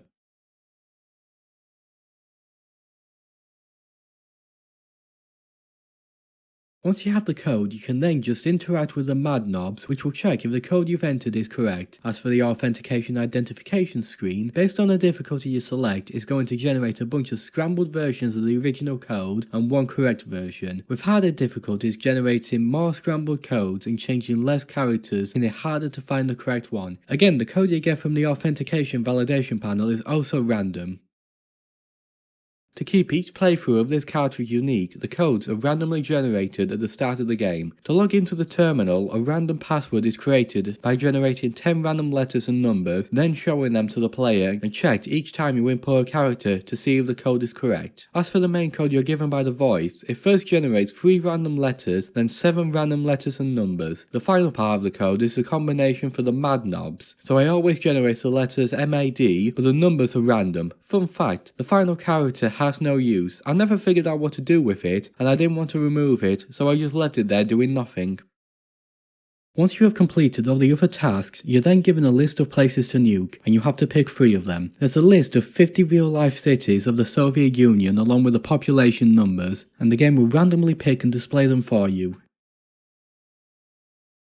For now, this cartridge is the only one that cannot be played with a controller since you need to use a keyboard. This hopefully will be changed in future with the use of a virtual keyboard, but for now it does mean the game does not have full controller support. I wanted the game to have a unique ending for if the player refused to launch, but the difficulty came in how can you tell if the player refuses to launch or if they just run out of time. To fix this, I added the option to press the power button again, which will trigger a voice clip, and after enough presses will shut down the console and trigger the refuse ending. Later on, when I added collectibles to this cartridge, due to the heavy inspiration from War Games, it was obvious that the collectible had to be a chess piece. I chose a pawn because it symbolises you being a small part of a much bigger game. There may be many of you, but your importance is nothing to those in charge who are more than happy to sacrifice your life for their game. That other pawn was really easy to model, so I just chose it based on that. So the horror in this cartridge is subjective, but it comes from the idea of what actions you as the player are doing. Now you have to decide which 3 places you want to destroy. So which ones do you pick? The ones with the highest population? Lowest? Places you've heard of? With the way the game is set up, you are scored based on how many you kill, so higher numbers mean better scores. It's just something interesting to think about.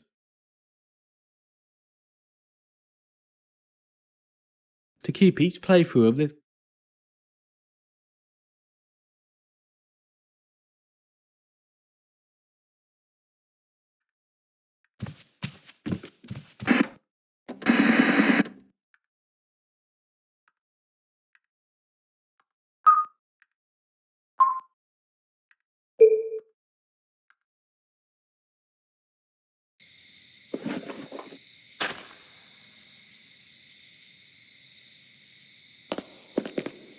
Hello, and welcome to the developer's commentary for Warehouse 14. This is the 5th cartridge released and was the 2nd one in the micro series.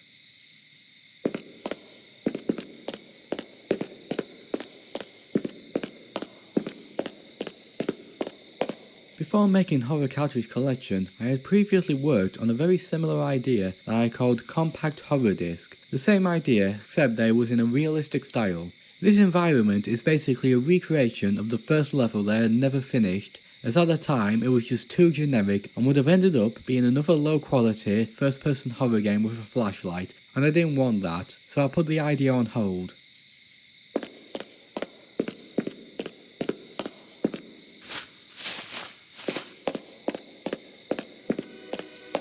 As I mentioned, I had previously tried making a series of horror games, but gave up because it was too generic. In that version, you played as a night guard in an industrial estate and you need to investigate a nearby building with a light on. The idea being that a couple kids have sneaked in and are causing havoc. I suppose I should say hashtag self-sponsored, as most of the assets in this level have been sold as a PSX style asset pack. Another goal of this cartridge was to create that asset pack and use the game to showcase it and vice versa. I'm happy with the outcome as the asset pack includes a lot of good looking modular stuff and the level itself works well. If you look closely at the shipping container textures, you'll notice it's also used on the warehouses. Simple time savers and reuse of assets help speed up the development process.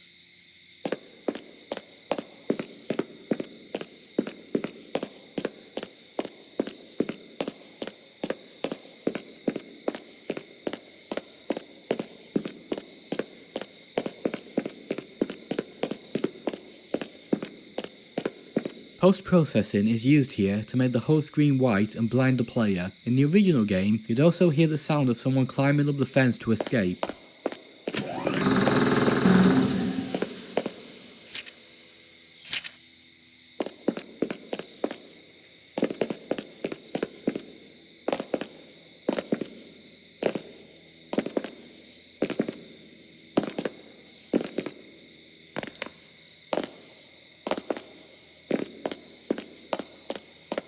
In the initial free release of this cartridge, this gate was closed, but once I added the spray paint collectible, I opened the gate and placed it in this area.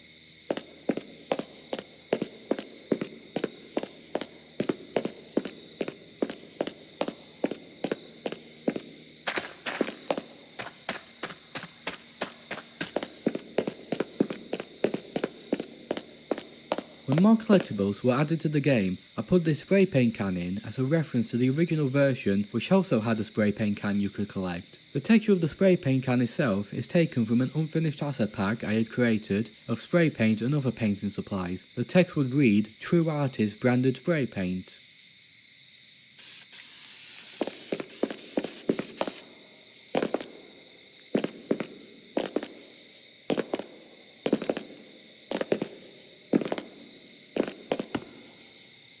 When you come back through this area after getting the collectible, a figure is going to run past. If you go into no clip, you can go under the world and see them just waiting. When they finish running, they just teleport under the world again. It's easier to keep items like this loaded in the world instead of spawning them in, as they can be accessed and moved when already loaded.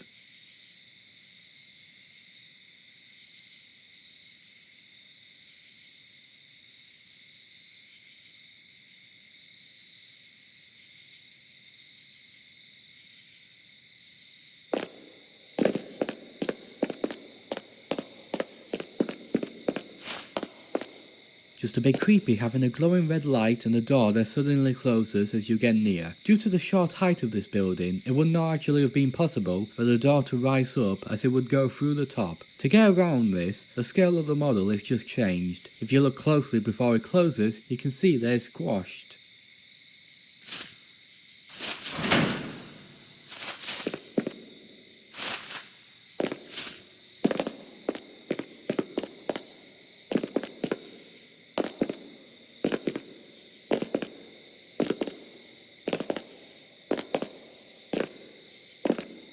The original version also included a train that goes past the player at high speeds. However, in this version, because modelling a train just to be seen for 2 seconds was too much work, instead a flat picture of a train is used. Go into no clip and you can fly over and see it.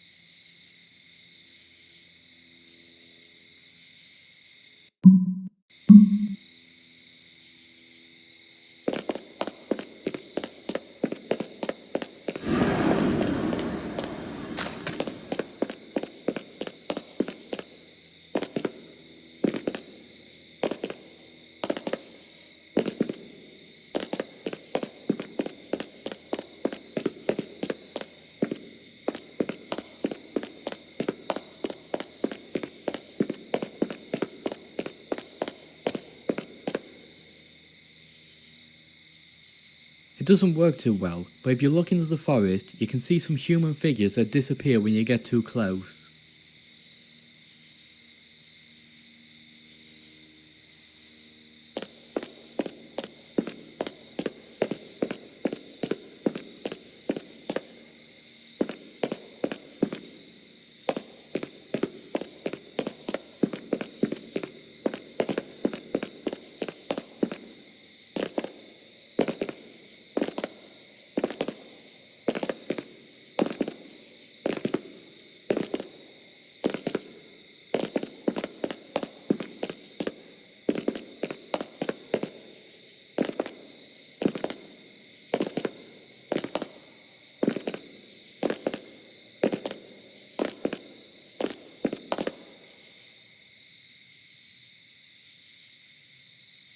Whilst making this cartridge, I built the warehouses and just randomly decided on warehouse 14 after putting numbers on them all and seeing that this was the second to last warehouse on the map.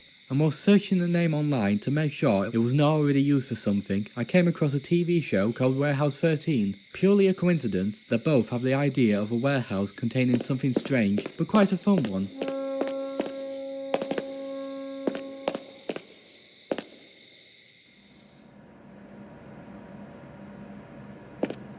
When you enter the warehouse, you're just teleported inside. If you no-clip and fly up, you can see where the rest of the level is. It's easier to fake interiors like this, rather than be confined to the limited real space of the scene.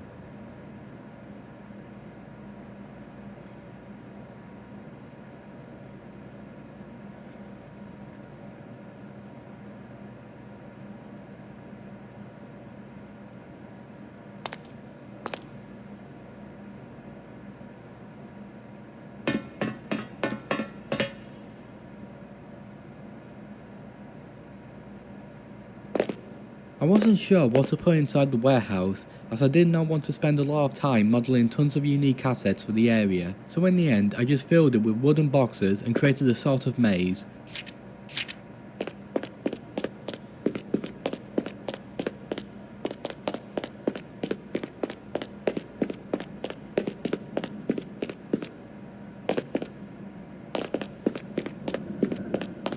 Because it's a very short cartridge, I did not have much in terms of a story, instead having the player be a small cog in a machine they could not understand. To that end, I have this sort of containment box. The texture is a metal suitcase with that strange tactile pattern they tend to have. The symbol on the front is something I quite like, and who knows, you might see it again, so keep your eye open. As for the ending itself, it's just a quick jump scare cutscene with a naked human model that I stretched out. You can no-clip to get a better look at it, but I did not spend much time making it as you only see it for a second. Hope you enjoyed listening, see you in the next one.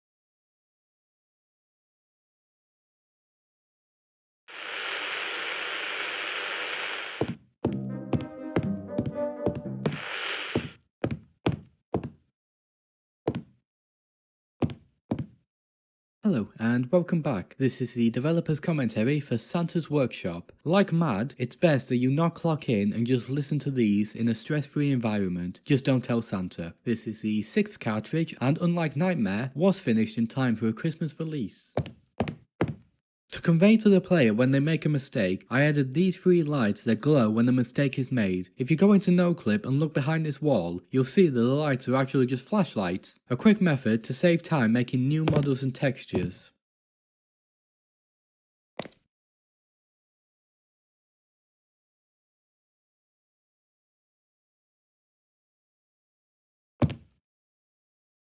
I had the idea for this cartridge after playing Madrin Calendar 4 Yuletide Machine by Mike Klubnik. I thought the idea of elves scrambling to get presents finished before Christmas would be very stressful, so to capture that, I quickly created and released this game in about 8 days. Of course, a lot of improvements and added features have been put into the game since then. The original idea was to have a stamper, sort of like an inverse of the coal boxing machine. However, because the presents could be different sizes, I would have needed code to move the stamper to the correct height, and that was too much effort. So instead, I retextured the pipe model and put a smoke particle effect on it, along with the laser because it looked cool. Originally, there were only 6 colours for the wrapper, blue, red, green, with a striped version each. But to add more variation and hinder the player when they have the black and white effect from the scanner, I added more colours and made the machine slower so you would work on other presents whilst still wrapped. The posters were quickly thrown together because I was running out of time, so they mostly used stock images with some spooky text added. So when you start the game, a list of names is going to be generated, and when you package the presents, that list is going to refresh. How this works in the code is I have 2 lists of first and last names, and they are randomly chosen and put together to create the children's names. Then, there's a 30% chance that the child is naughty, and the shape and colour of the present is randomly chosen from the available options. That info is then filled into the book, and is also randomly attached to the boxes that appear, so it's always random which presents are for who. This shelf where you can put the presents down was added for the early access release, as machines like the fireplace and wrapper have their active times extended to encourage players to attempt to manage multiple presents at once. The idea that the coal naughty children get is actually just from their presents being burned is really funny to me. Plus, letting the player just burn presents is also great. So for this one, it's got a couple of checks that it does to let you put a present in when the door is open, not take the present when the fire is on, and then when the door is shut, it's going to wait for about 20 seconds and then check if the door is still closed, and if so, it changes the texture to coal. A really simple machine, it just moves up and then swaps the material for the default box texture. Originally, there was only one scanner, but I added a second one to encourage multitasking. As I explained for the book, this machine is just reading some information attached to each present and displaying the name from it. If you scan with the door open, you do get a black and white effect, which makes reading the wrapping machine harder. I think originally I wanted part of your vision to blur or go black, but that was too much effort. So when presents are spawned, they appear in a long line behind the conveyor belt and are then moved a certain amount forward so they line up and stop correctly, giving the illusion that they are actually moving along the conveyor belt.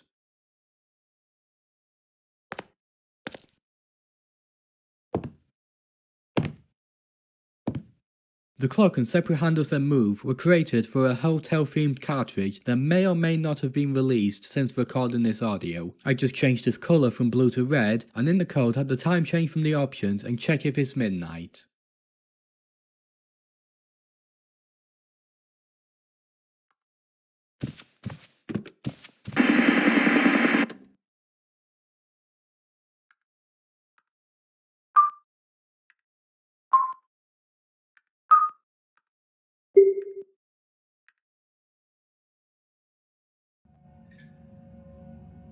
Welcome to the developer's commentary for Eternal Storage. This is the 7th cartridge and the first for the early access release. So if you're listening to this, I'm sure that means you've paid for a full legal copy of the game. Or not. I actually don't care much either way. Anyway, let's get on with it. So this is the first cartridge to feature full NPCs with actual character models. It was a big task getting them added and required learning a lot of new stuff. They came after buying these character models that were created by Ink Ribbon, and most of the texture work is just modified versions of the base textures included. The model is also used for the zombies in the mine, but here you can interact with them a lot more.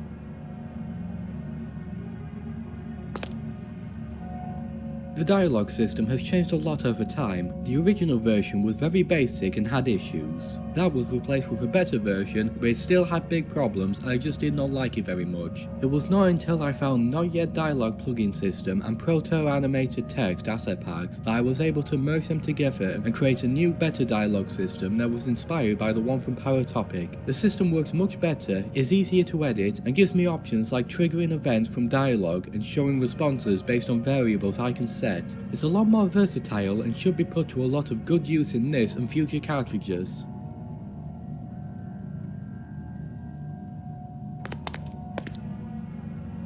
This cartridge was inspired by Guillermo del Toro's Cabinet of Curiosities, the first episode, Loft 36 to be more precise. After watching it, I loved the concept of constantly having to turn the lights back on or else everything goes dark, so I created the original version of this cartridge, but after some work I knew the idea was too complex, so the cartridge was put on hold until more was added to the game and the cartridge could be finished.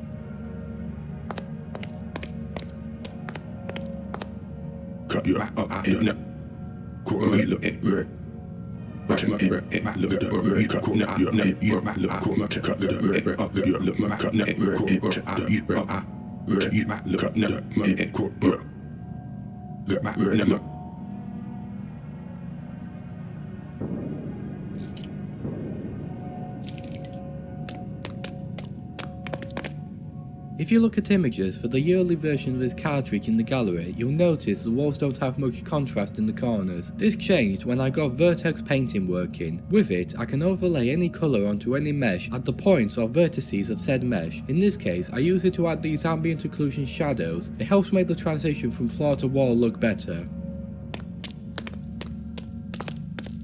To help stop the player getting lost, I added these maps of the level in various places so it would be easier to figure out which way to go. It was created by taking a screenshot of the level top down and using that as a basis to draw out the map.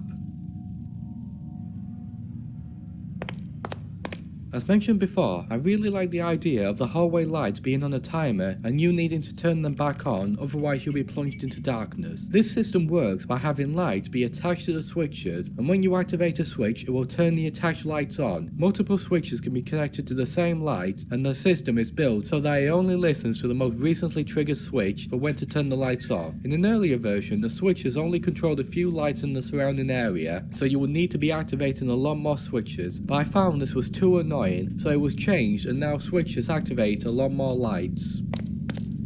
If you go into no clip here and go behind the walls, you'll find the vine arms waiting for the final section in order to activate when you get close. Because it's not possible to see them without cheating, they are just left here until needed.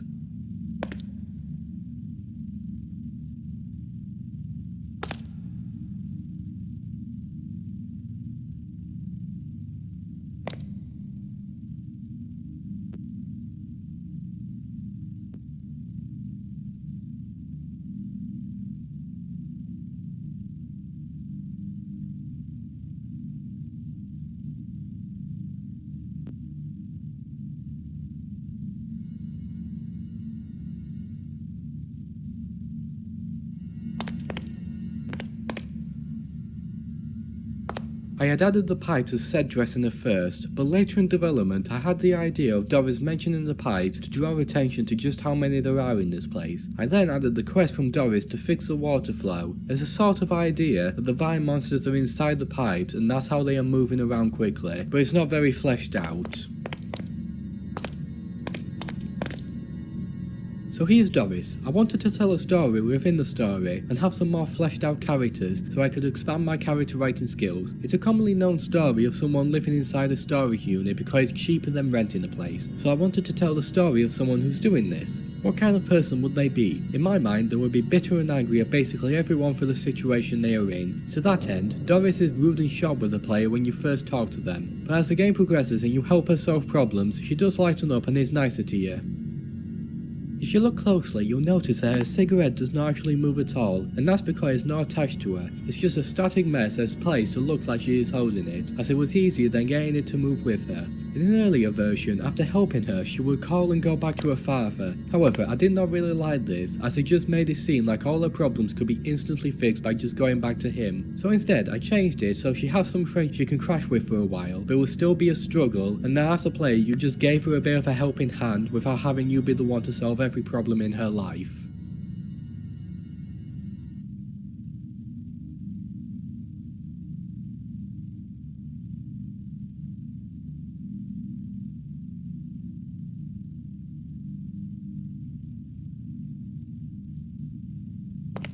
So as you clear out the unit, you'll notice that these hallway doors seem to randomly open and close. The way this works is that when you pick up a certain amount of items in the unit, it will trigger an event to do some actions. The first being that depending on the stage you're at, which is determined by the amount of stuff you've picked up, the hallway doors will move to positions I've set. This is done to make sure you're generally going in the path that I set so you can trigger different events and get a sense of unease as you explore different sections.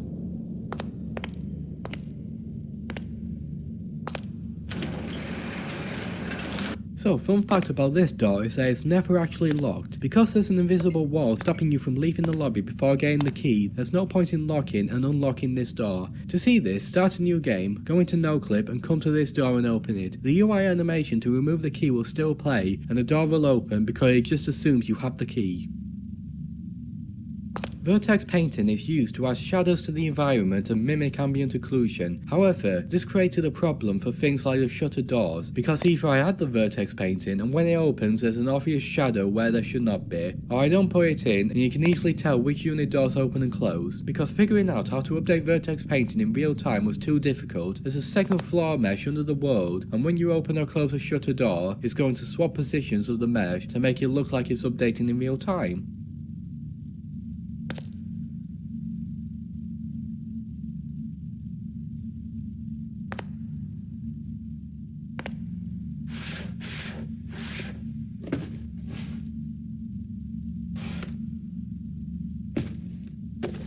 Key items in the unit have been set as loot. What this means is that when you pick them up, it's going to show a UI element of the item spinning along with some text and its value. The value is not actually tracked and is basically useless. It's just there to give players a sense of progress and that they are getting a higher score. As for the UI itself, it's using something called a render target. If you go into NoClip and go under the unit, you're going to find a mesh spinning in place. This is what you see on your screen. So when an item is picked up, it replaces the mesh and the camera starts to capture images of the mesh spinning. This is then displayed on your screen. The idea for this layout came from the original Thief games. As well as making this cartridge, I played a fantastic mod for Thief called the Black Parade. You should really check it out, and I definitely want to make stuff like that in future.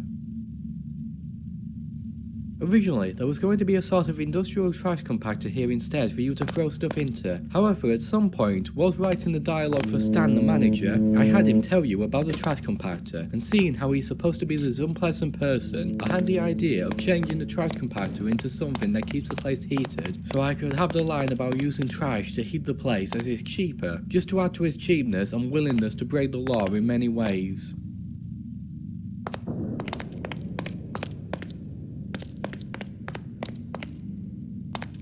So this is one of the few locations where you can catch a glimpse of the vines before the end of the game. If you look down, you can see vines just peeking out from the shutter, but when you look directly at it, an animation will play and make you retract back, so you can't be fully sure what you saw.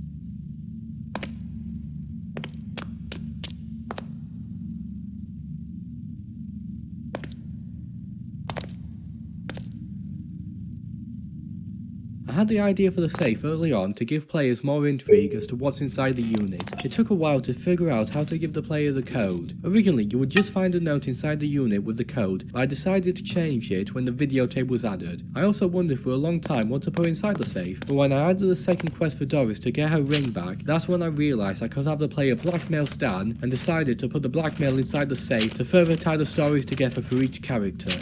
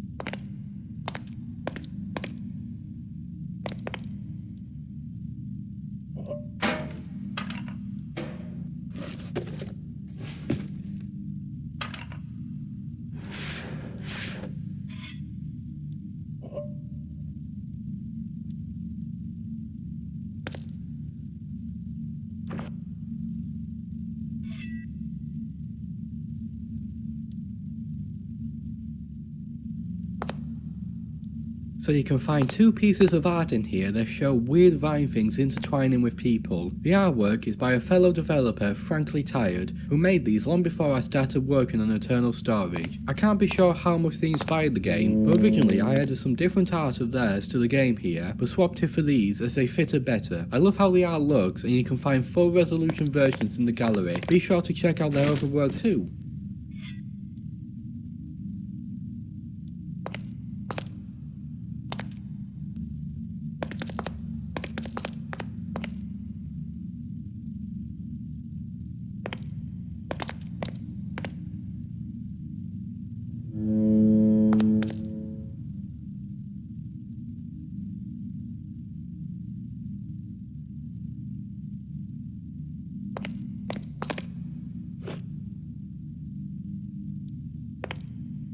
So, fun fact about this door is that it's never actually locked. Because there's an invisible wall stopping you from leaving the lobby before getting the key, there's no point in locking and unlocking this door. To see this, start a new game, go into NoClip and come to this door and open it. The UI animation to remove the key will still play, and the door will open because it just assumes you have the key.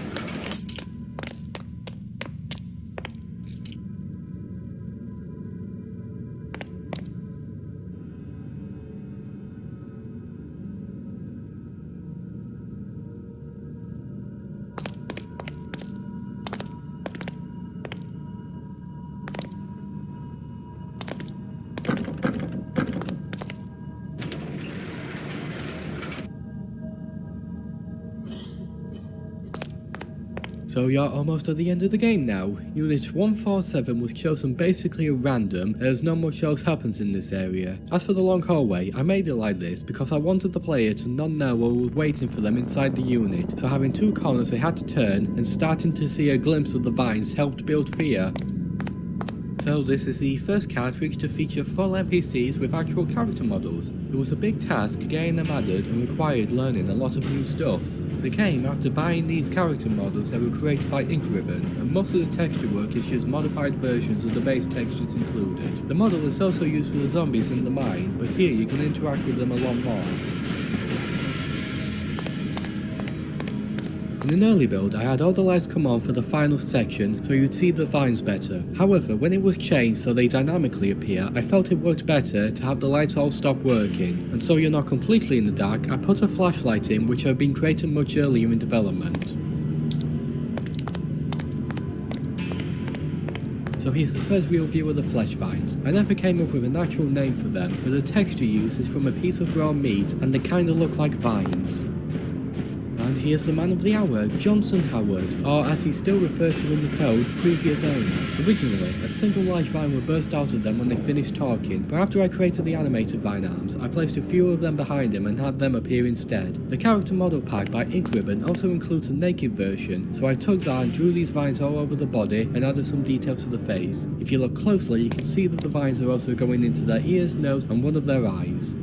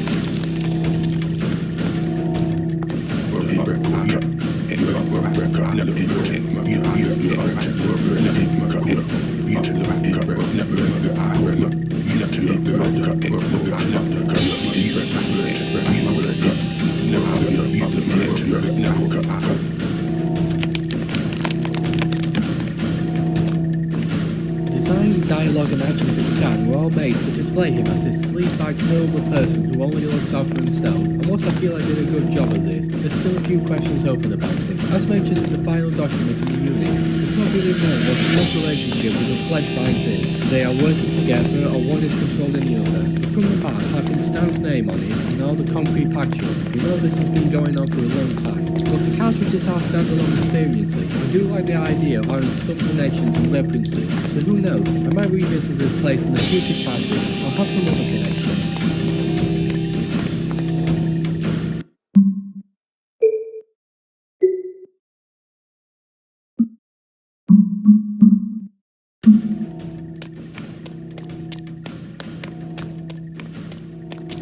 The design, dialogue and actions of Stan were all made to display him as this sleaze-bag, terrible person who only looks out for himself, and whilst I feel I did a good job of this, there's still a few questions open about him. As mentioned in the final document in the unit, it's not really known what Stan's relationship with the flesh vines is, if they are working together or one is controlling the other, but from the map having Stan's name on it and all the concrete patch up, you know this has been going on for a long time. Whilst the cartridges are standalone experiences, I do like the idea of having some connections and references, so who knows, I might revisit this place in a future cartridge or have some other connection.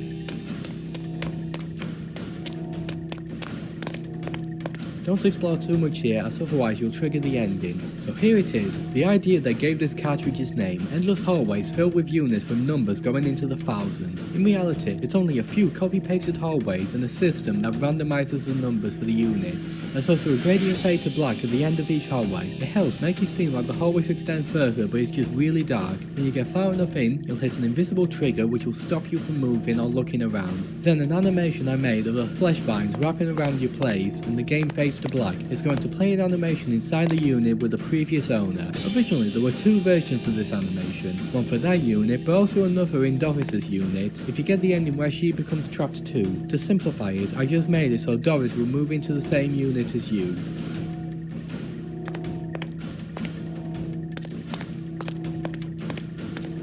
But that is the end of Eternal Storage. It took many months and a false start to get this one finished and out, but a lot of that was due to the new systems that needed to be created, as well as major upgrades to the dialogue system. But now those are done, new cartridges should come out a lot faster. If you're listening to this close to April 2024, then I thank you for playing Horror Cartridge Collection, and ask that you hold fast to your fear, as horrors will return. And if you're playing this in future, then hopefully more cartridges are out now, and I hope you enjoy playing them too. Goodbye.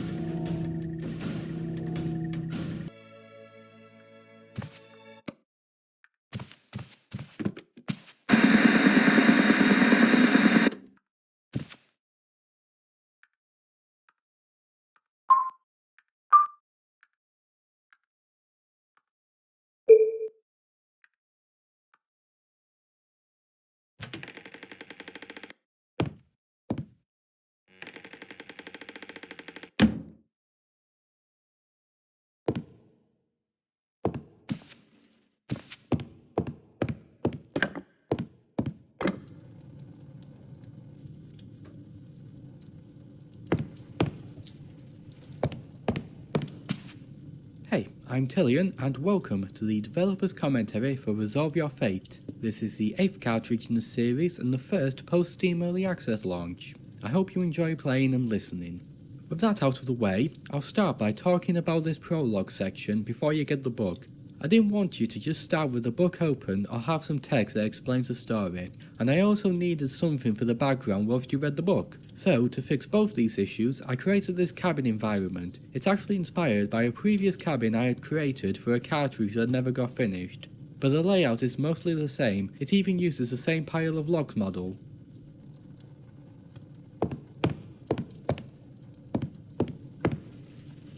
Having work in electricity didn't fit with the idea of this being a very remote and isolated cabin, so instead I added the fireplace, which is an edited version of the one from Santa's workshop. After setting up the fireplace so you could light it, I found that it did not produce enough light to fill the cabin and the other room without looking wrong. To fix this, I modeled some candles and added interactability so you could light them, then I just placed a few around the cabin. The candles are also one of the first models for the game I created using a program called Substance Painter that is normally used for more photorealistic games. I think the candles turned out quite well.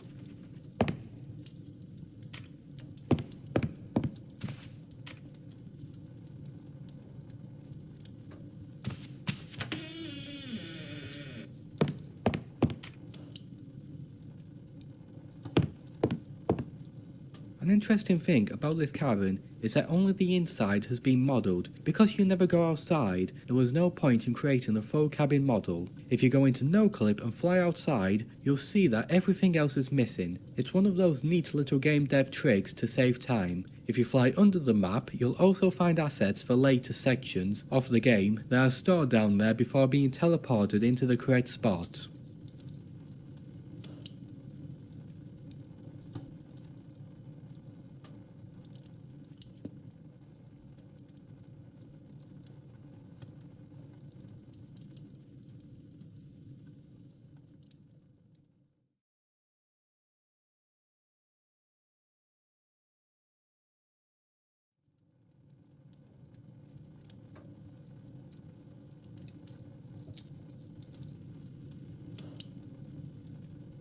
I struggled to figure out how to do the good ending, but decided that glowing light and having the player leave the cabin was the good fit, along with the angelic music.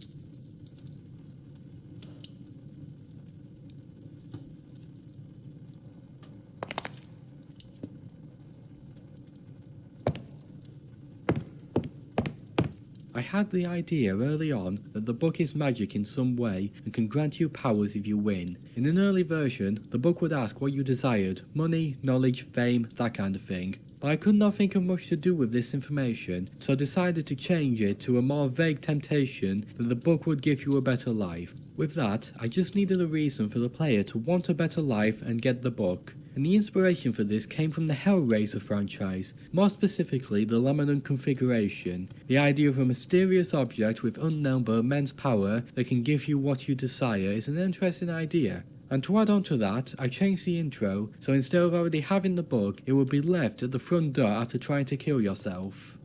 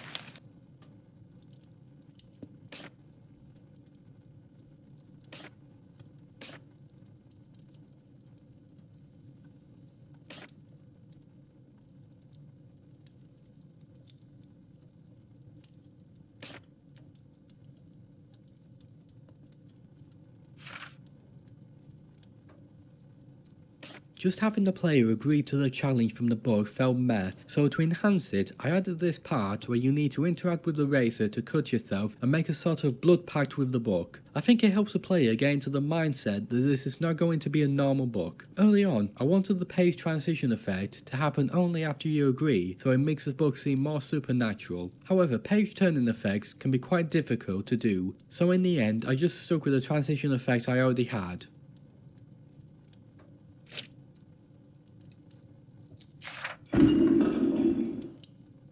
So, welcome to the main part of this cartridge, which is this book. It's actually a modified version of an asset pack called Super Asset Pack Bundle No. 2 Adventure Time by Humble Pixel. When I first saw this asset pack, I knew right away I wanted to make something with it, so I bought the pack and immediately did nothing with it for like a year whilst working on other stuff. When I finally came back to it, I decided that I was going to make a text-based adventure game, and the end result of that is this, so I hope you enjoy the story. I also recommend that when you find a page with developers' commentary, you stay on that page until the commentary is finished to avoid any issues.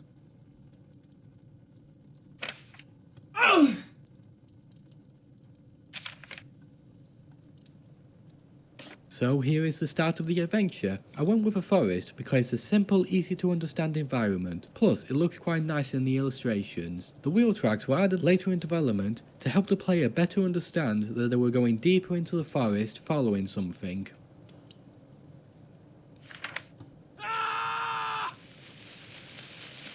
One of the main things I wanted to do with this cartridge was do some world building and make a strange world for the player to explore, and one of the things I added for this was the idea that trees can laugh. It also works as an idea that the player has gone mad, which is a nice bonus.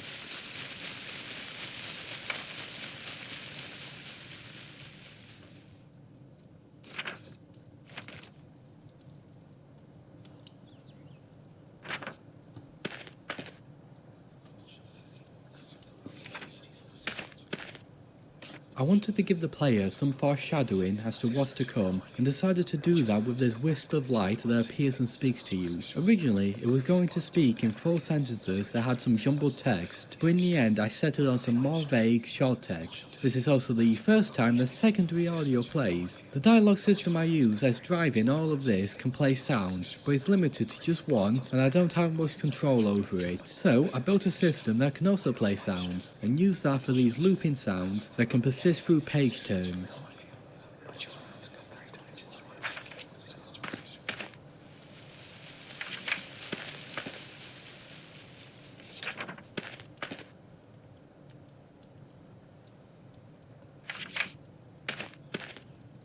Whilst making this cartridge, I heard a story about an old children's book that had really detailed descriptions of, I think, food, how it looked, the texture, smell, all that kind of stuff, and apparently it's because the author wanted blind children to read the story and get a better sense for what the world was like. I liked that idea and decided that for this game, since the illustrations were in black and white, that I would have parts like this where the text describes the colour of the scene, something to help you better visualise the illustrations as your mind tries to understand the low resolution.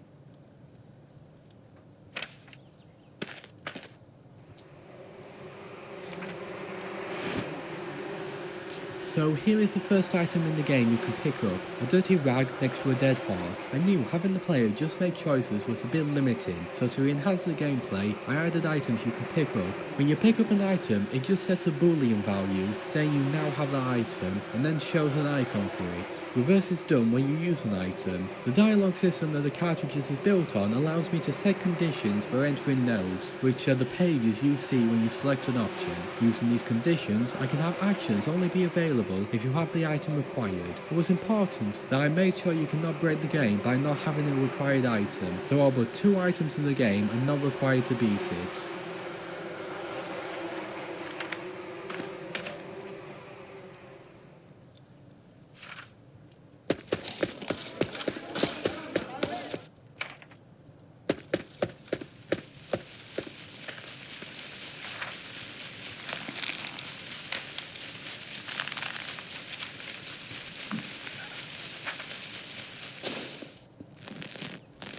And here is the first death in the game you can get, being killed by laughing trees. A key part of multiple choice games is making the wrong choice and losing. Of course, whereas in others you reload a save or have your thumb on the last page, here I integrated the devs into the game by giving you 3 lives, also meaning that your actions do have the risk of losing the game if you make too many mistakes. If you look at the endings list, you'll see that all the endings are titled the single word. I got the idea from tarot cards, and had the idea of the endings showing up in some physical form, like when you get one, a card appears on the table, but I cut this to save time and it did not fit with the rest of the game style.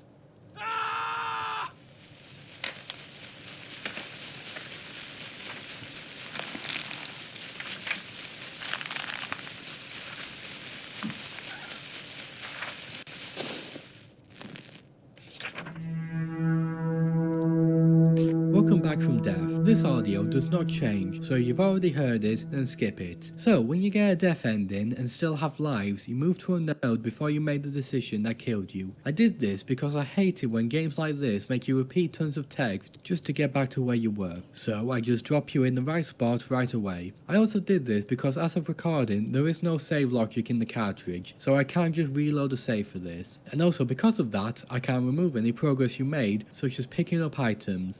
That's why I had to be careful to place the devs and reload points away from item pickups, meaning it's not possible to pick up an item, die, and then reload to a point before you picked up the item. I contemplated adding logic to remove the item or check if you already had it, but that would have been a ton of extra work and screw that.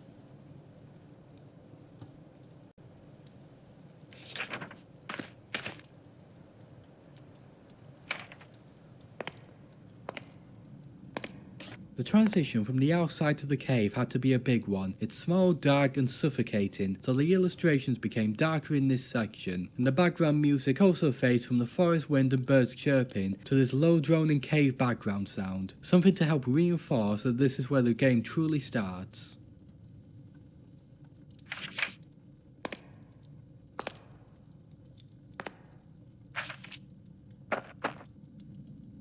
Whilst making this cartridge, I created sections like this where you can grab the bag off the shelf. After doing this, I realised the issue that the text and illustrations will not update to reflect your actions, and that the bag would still be on the shelf. I needed to fix this early in development so that other sections like this would be possible. In the end, my solution was to use conditions to select alternate versions of text and illustrations. Basically, when you move to this page, the game checks if you picked up the bag. If you have not, then it selects the text and illustration that have the bag, but if you did pick up the bag, then it switches to an alternate version with it removed. It's basic here, but later on in the cartridge, I use these conditions more to have branching options. So whilst the overall story is the same, multiple playthroughs can have different stuff happen.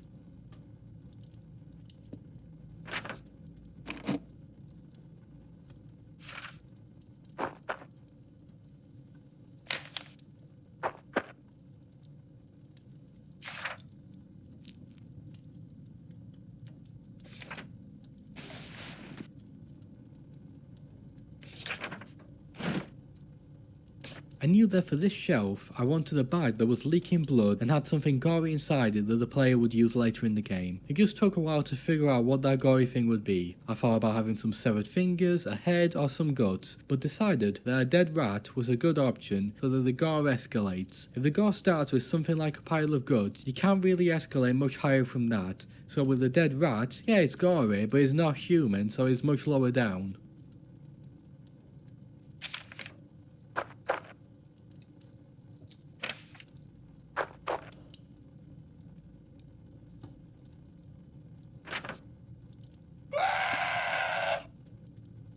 Did the skull startle you? Well, let me tell you about how it works. Whilst making the plans for this cartridge, I knew that I'd like to have effects where stuff bursts out of the book and scares you, but since the book is all 2D, I needed to figure out how to get 3D elements working, and the solution I used was to create these 3D animations and render them out at a low resolution. In the case of this skull, I use a boolean modifier to make the skull appear and disappear as it moves, to make it seem like it's coming out of the page. They work the same as illustrations and just use images placed on the screen that look like they are on the page.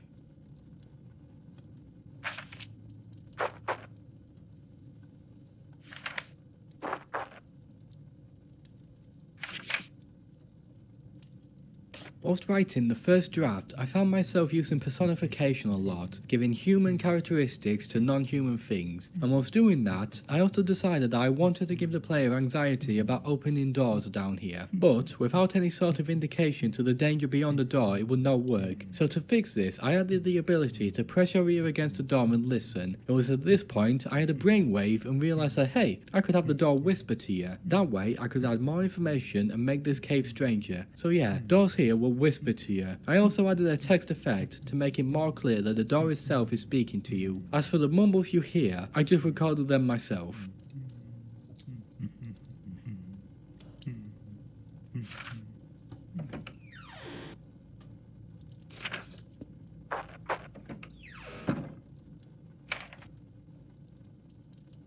I wrote a list of areas that an underground cold cave would have, and one of them was a room with a well for drinking. Then I had the idea to climb into the well, which could also kill the player. To add to the mystery, the text on the door indicate that the cultists don't use this room, so it's a wonder if they need water and where did they get it from if so.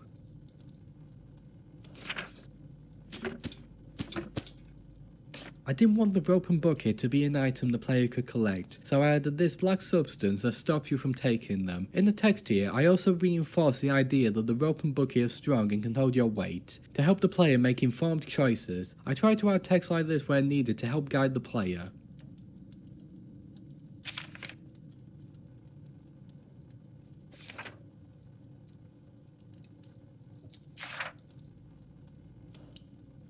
I decided to add two versions of this death for feet or head first. It just changes the text and image, but still counts as the same ending. This is also another one of the points where I try to reinforce the use of real world logic and the use of writing to help guide the player. The text mentions that there is not much water in the well, so of course if you jump in you're going to break your legs. So hopefully this helps players understand what they should do to survive the game.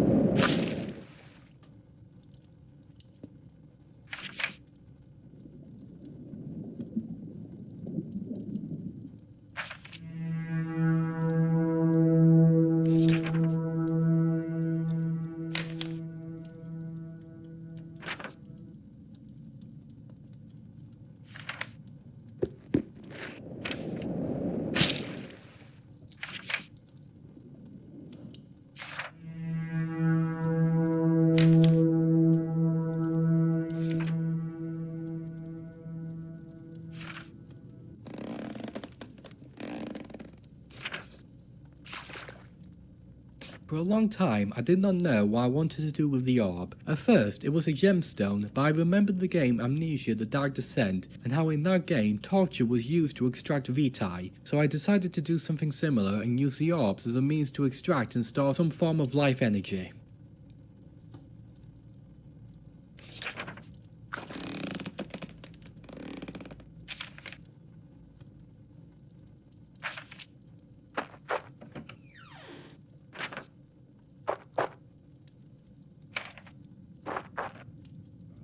Here is the first cultist you encounter in the game. By putting the player at an advantage here and giving two options, I hope the player either already understands that attacking the cultist directly is a bad idea, or attempts it, dies, and then learns to sneak.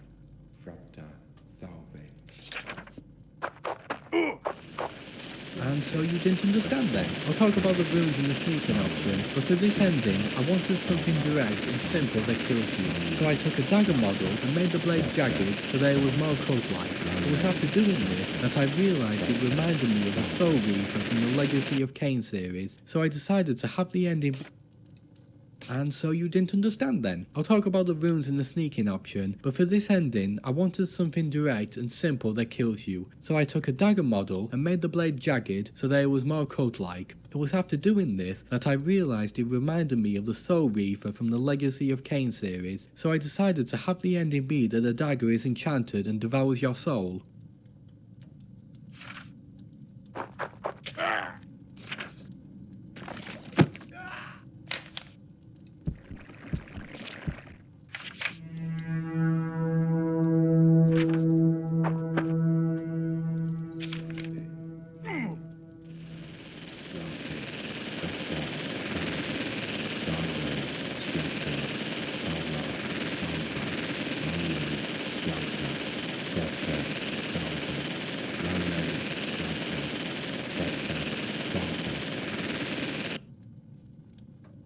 This is the first instance of RuneSpeak in the game. Whilst creating the cultist, I wanted to add some means of them hurting you with magic, and decided that having symbols and language that cause pain to anyone who does not understand it was a good method. So I quickly made some fake rune symbols and used a system within the text plugin I use that allows me to add widgets into the text. I use that to add these which show a random rune, change the colour a bit and make them shake. Before you even try, there are no hidden messages. What runes show are completely randomized and the runes themselves have no meaning, they just look neat. The voice is also me just speaking a bit of Latin I translated. As for the change to the illustration, I added a radial blur to give it this more distorted look.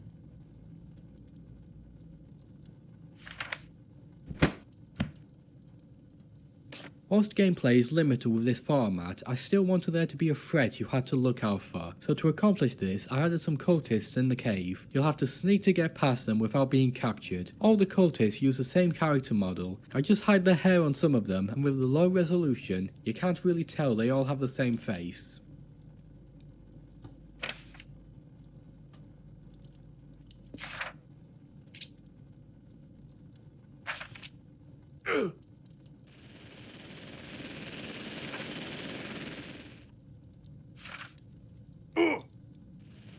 Whilst gameplay is limited with this format, I still wanted there to be a threat you had to look out for. So to accomplish this, I added some cultists in the cave. You'll have to sneak to get past them without being captured. All the cultists use the same character model. I just hide the hair on...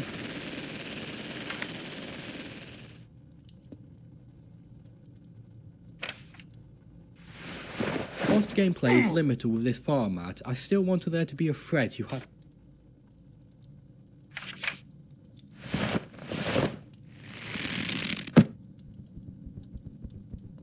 Whilst gameplay is limited with this...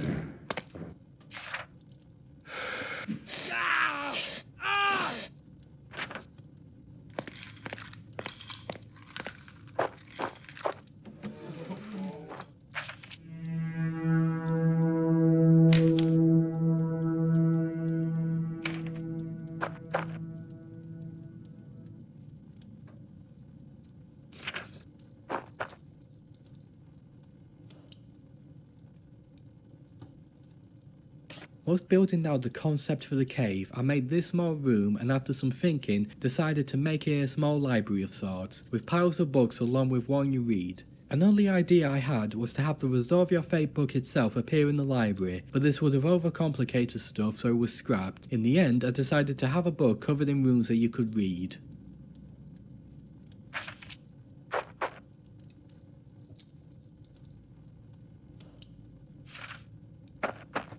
Whilst building out the concept for the cave, I made this small room and after some thinking, decided to make it a small...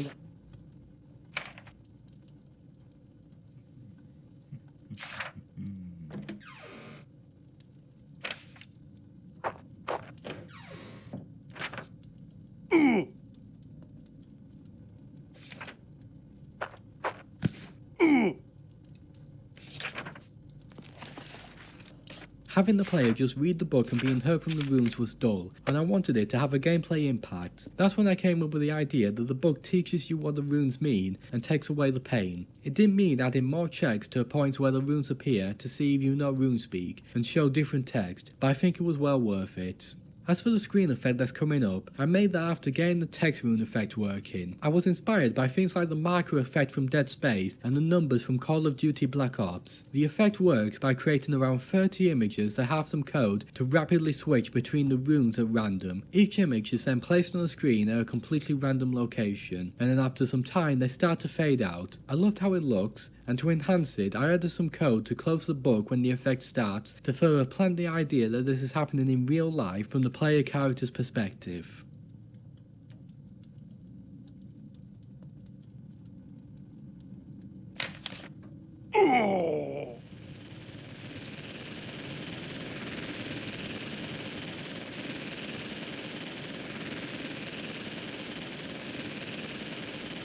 So now you have done that, a bull has switched for you knowing RuneSpeak, meaning that for the rest of the game, whenever runes or RuneSpeak appear,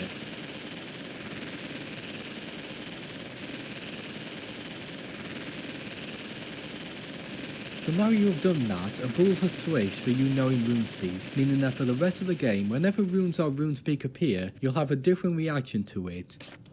So now you have done that, a bullet has switched for you knowing RuneSpeak, meaning that for the rest of the game, whenever runes or RuneSpeak appear, you'll have a different reaction to it. But just having it not hurt you was basic, so I added some text with the thought being that you can begin to understand what the runes say, something that will be helpful later on in the game.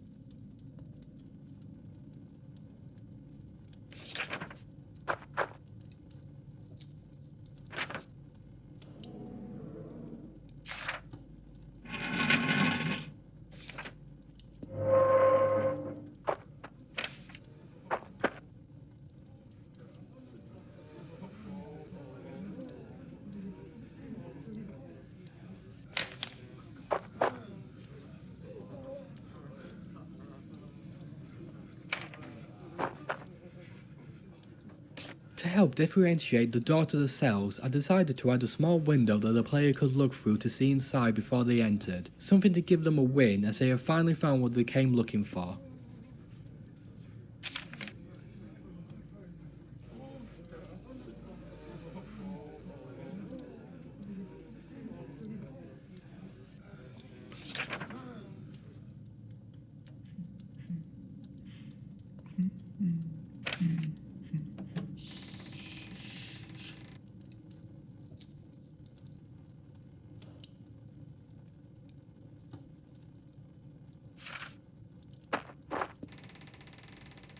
A big challenge of making this cartridge was having models for all the different prisoners. I searched around but could not find any decent character models at an affordable price. Luckily, Epic had made available a system called MetaHuman, which allowed me to create a large number of different looking models to fill all the cells. I again looked for some clothing models for them, but could not find much, so decided to keep them in the default underwear. You can barely tell with the low resolution anyway.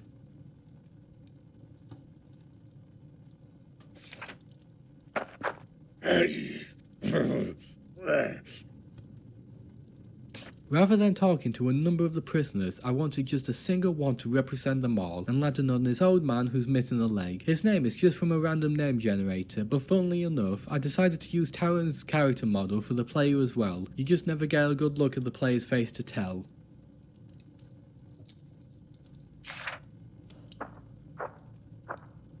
In the original design document, there would have been multiple choices like this with a countdown timer. I started to create an animated hourglass before scrapping the idea. I wanted the tension to come more from you thinking about the choices rather than being rushed to just pick one. It felt kinda artificial like that, plus it would have required balancing for different reading speeds and needing a unique feld branch which would have required more work to implement.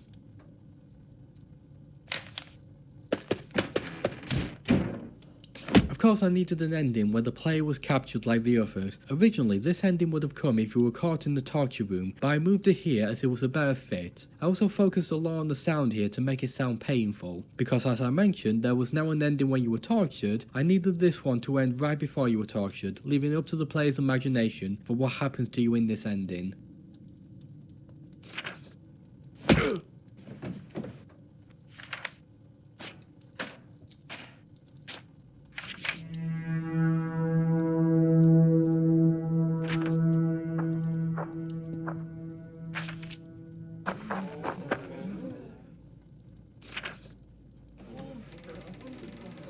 So this is a section that was created early on and shown off on social media and in the trailer. At some point I had moved all the prisoners to a separate level due to the performance impact of them and accidentally. So this is a section that was created early on and shown off on social media and in the trailer. At some point I had moved all the prisoners to a separate level due to the performance impact of them and accidentally broke the animation here. So if you look at the trailer and earlier social media posts of this, you'll notice the poses look different as I had to recreate them.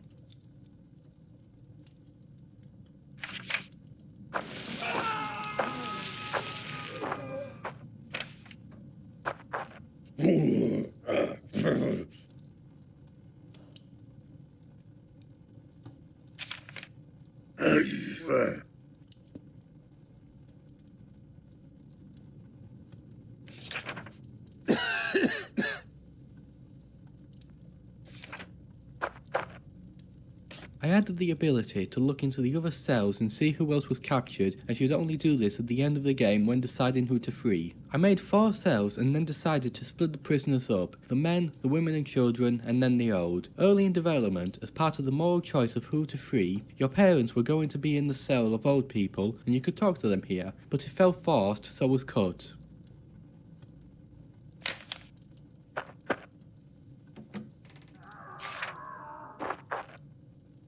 So all the 3D audio in the game is faked to keep the system easy to work with. As you move through this area, the screaming sounds will become louder the closer you get to the torture room. It's just changing the volume of the sound, and to avoid repetition there's 3 versions that just swap around the sounds and timing. Originally I wanted the screams to play in the left and right channel based on where the player was standing, but this would have been too much work to get working.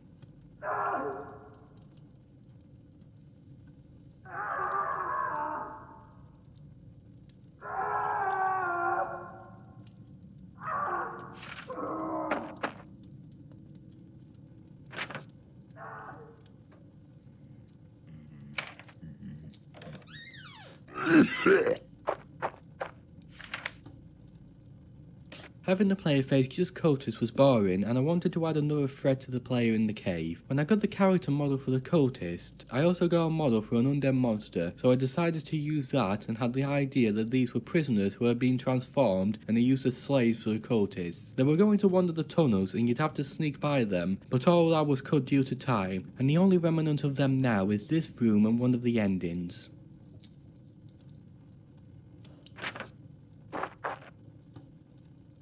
They're difficult to see in the illustrations, but I scattered skulls around the cave and put a ton of them in these blocks to add more detail. Originally the blocks were going to have runes carved into them, but that would not have shown up well in the illustrations.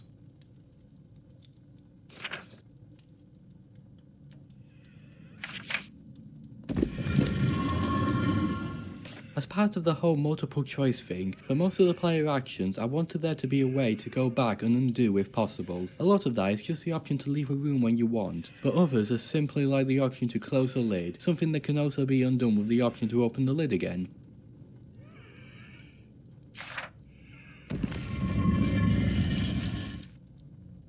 I used a lot of fancy words for this part, like transmogrification, a word I learned like 17 years ago from an episode of Red Dwarf, so there's that.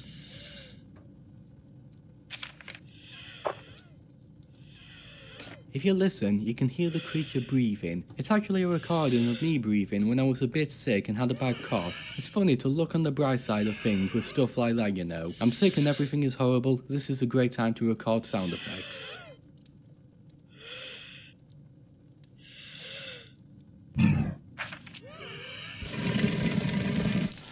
I added a number of scares like this to the game after learning how to trigger an event when you select an option. One of the cool parts of this being a video game is I can do stuff that other forms of media cannot.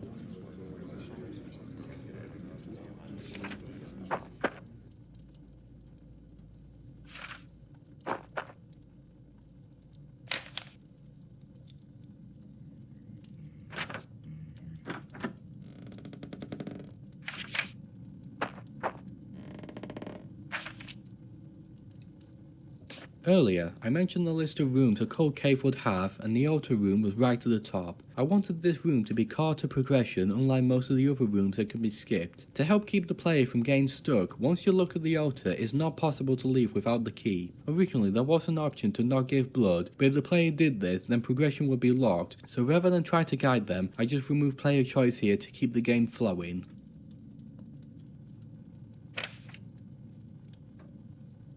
After adding the library and the ability to learn RuneSpeak, I liked the idea of being able to read and understand the runes, so whenever runes appear, I had an alternate version in which you understand them. For this tablet, I added a text to help guide you in giving blood to the altar.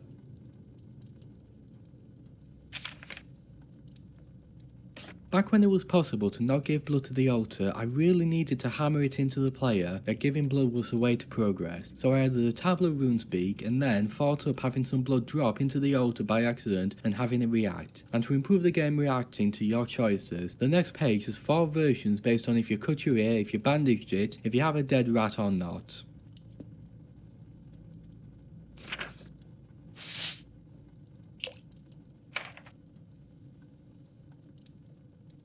This is another alternate choice thing. If you look to the tablet and no RuneSpeak, the text changes. As for the options, this is where you can use the bag, and apart from this, I had no other idea what to do with the bag, so it's lucky for me. Using the dagger or your teeth both basically have the same result of you needing to bandage your arm.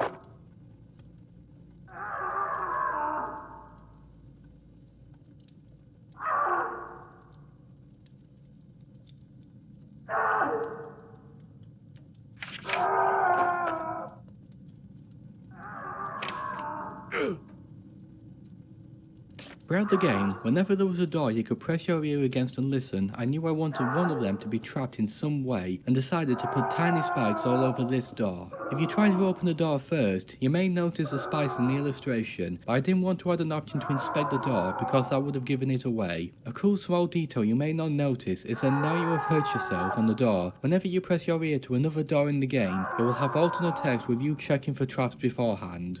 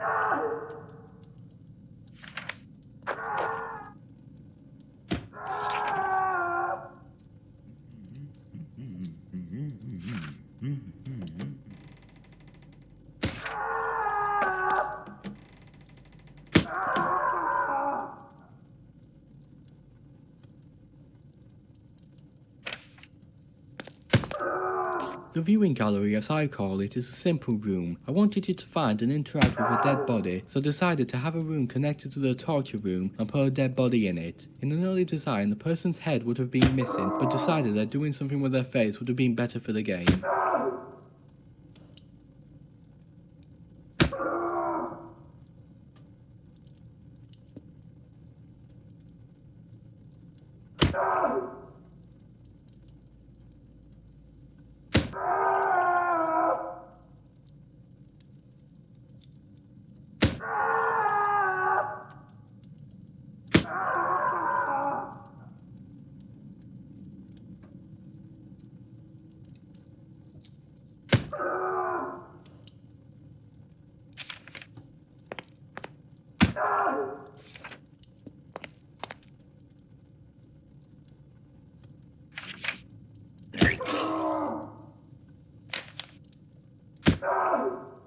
This is one of the very few times where the player and main character become separated in the story, with the main character refusing to look at Trisha until you press them more. It's just one of those neat little things to make you question who is really in control here, something I acted on a lot more in the good ending.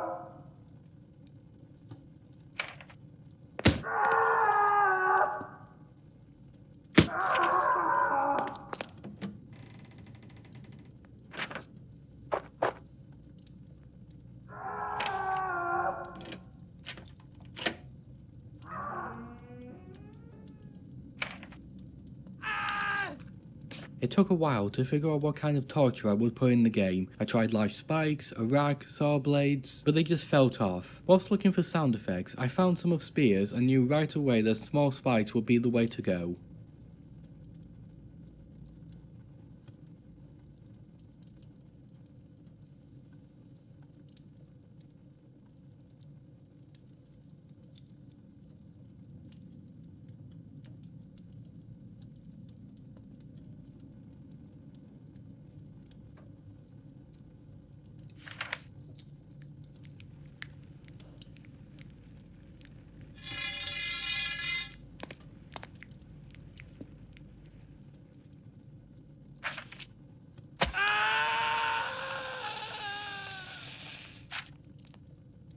Having to watch the person get tortured was a key part of the horror of this cartridge. An early idea was for the player to get captured and have to watch from the viewing gallery, but that was scrapped in favour of the player just sneaking in and watching. I think the sound effects are something that really helped to sell the horror of the situation for the player. This is also the part where I figured out what to do with the orbs, the idea of them being used to extract life energy from torture.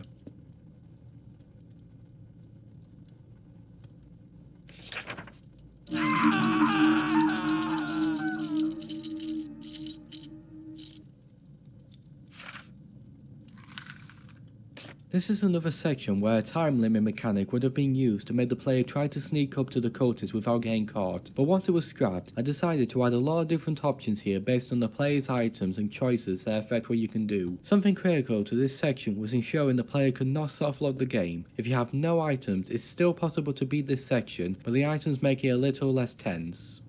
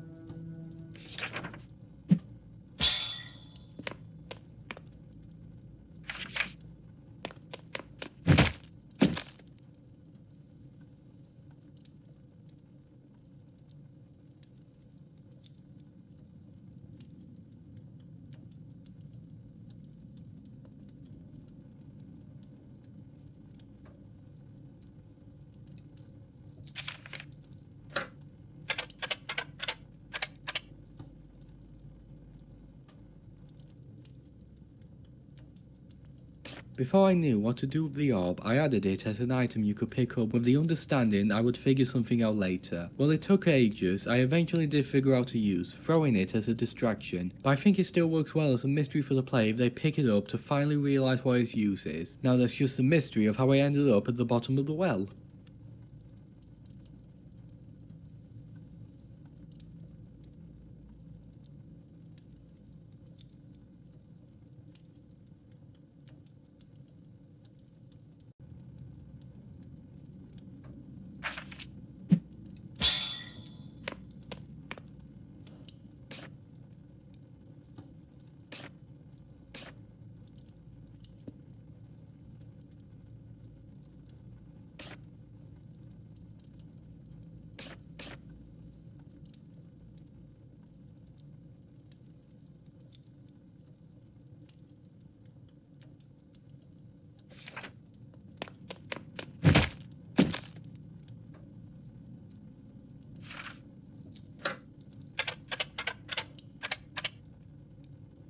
As I mentioned before, it took a while to figure out what torture device to use for this section. In the super early version, the cultist would slam into a large spike that goes through their chest. You would then turn a wheel to make the spikes separate and pull them apart. An interesting idea, but the amount of work to get the visuals looking good were being too much. After a few other ideas, I settled on the smaller spikes. It was easier to make and made the player have to use them multiple times.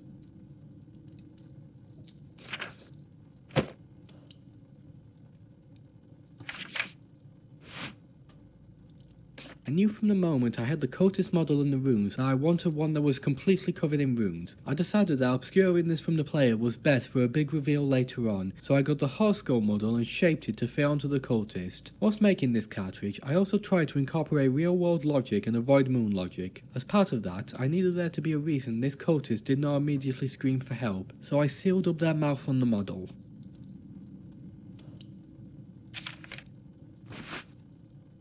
Another small effect I used here was having two illustrations of the cultist and use them to make the cultist blink. They do this roughly every 20 seconds and it really is a blinking you'll miss it. I also originally had you pull the mask off, but this would have required two sets of illustrations for the coming section to show the cultist with and without the mask, so I just added some text about it not being removable.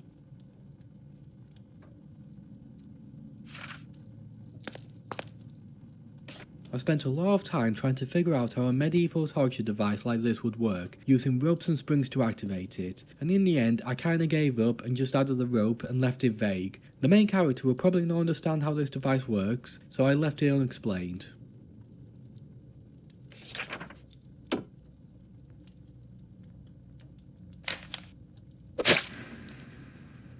A lot of work went into getting this sequence looking good. In terms of how I created stuff like this, I wrote text first and then created single frames of the illustrations. That way I don't have to deal with animation timing and stuff like that.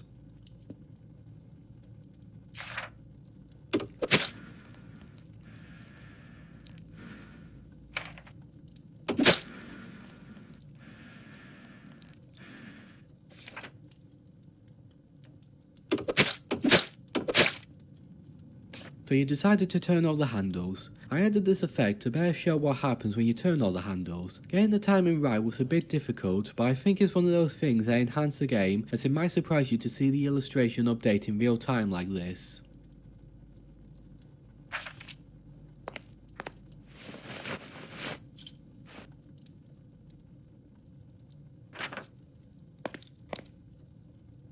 It was only a while after making this section that I remembered the tortured man existed, and that he was still chained up. I toyed with the idea of releasing him and carrying him back to the cells, maybe having someone else help them too, but in the end decided to just have them die here for more impact. It was also a while later that I added the option to turn all the handles after checking on the tortured man or getting the key.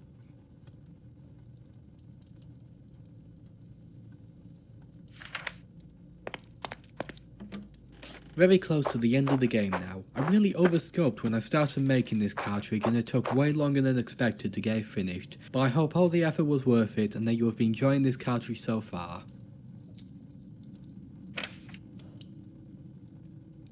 After splitting the prisoners up, I decided that having a moral choice of what cells to open would be a cool way to end the cartridge, with the text reinforcing the tension that at any moment the cultists could burst in. In reality, they only show up on the final cell or when you choose to escape.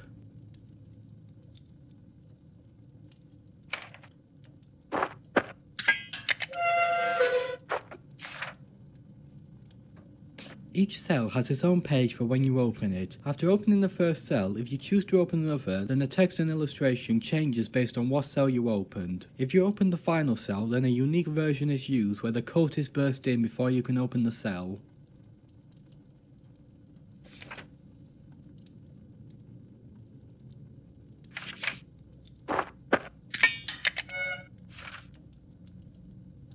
I've tried to keep the narration pretty consistent throughout the cartridge with text like you open the door, but there are times like this where I change it a bit to make you more disconnected from the main character. Early on it was more blatant that someone else was narrating the story.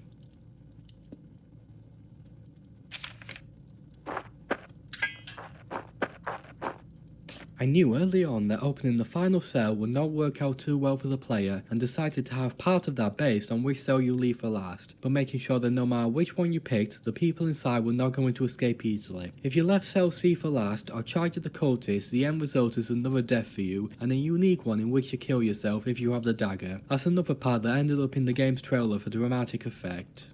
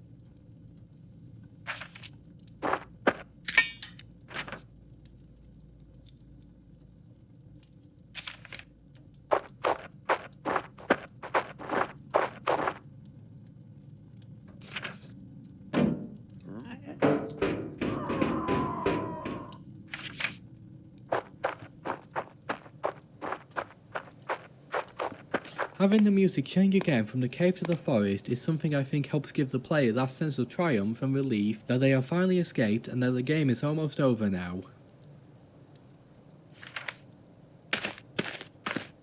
At this point, I didn't want to put in extra effort.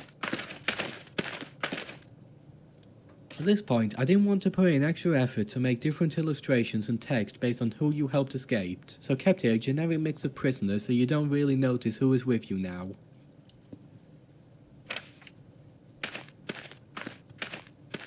Whilst writing this part, I started to go more first person and liked how it sounded, so changed the text to fit that style. So now instead of you being the one to go back to the village, it's the main characters themselves, something to help show that your part in this journey is at its end.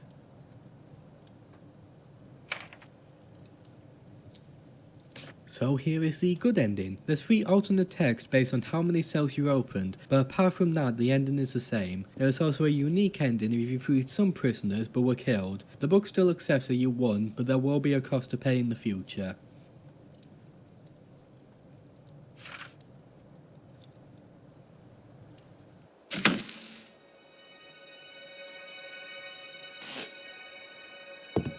I struggled to figure out how to do the good ending, but decided that glowing lights and having the player leave the cabin was a good fit, along with the angelic music to help make it feel like you are moving on to something better. One of the more hopeful and good endings for Horror Cartridge Collection, I hope you agree. But that is it. Congratulations on beating this cartridge, and I hope you play the next one, which for those of you playing at the time of release, I promise will take a lot less time to release.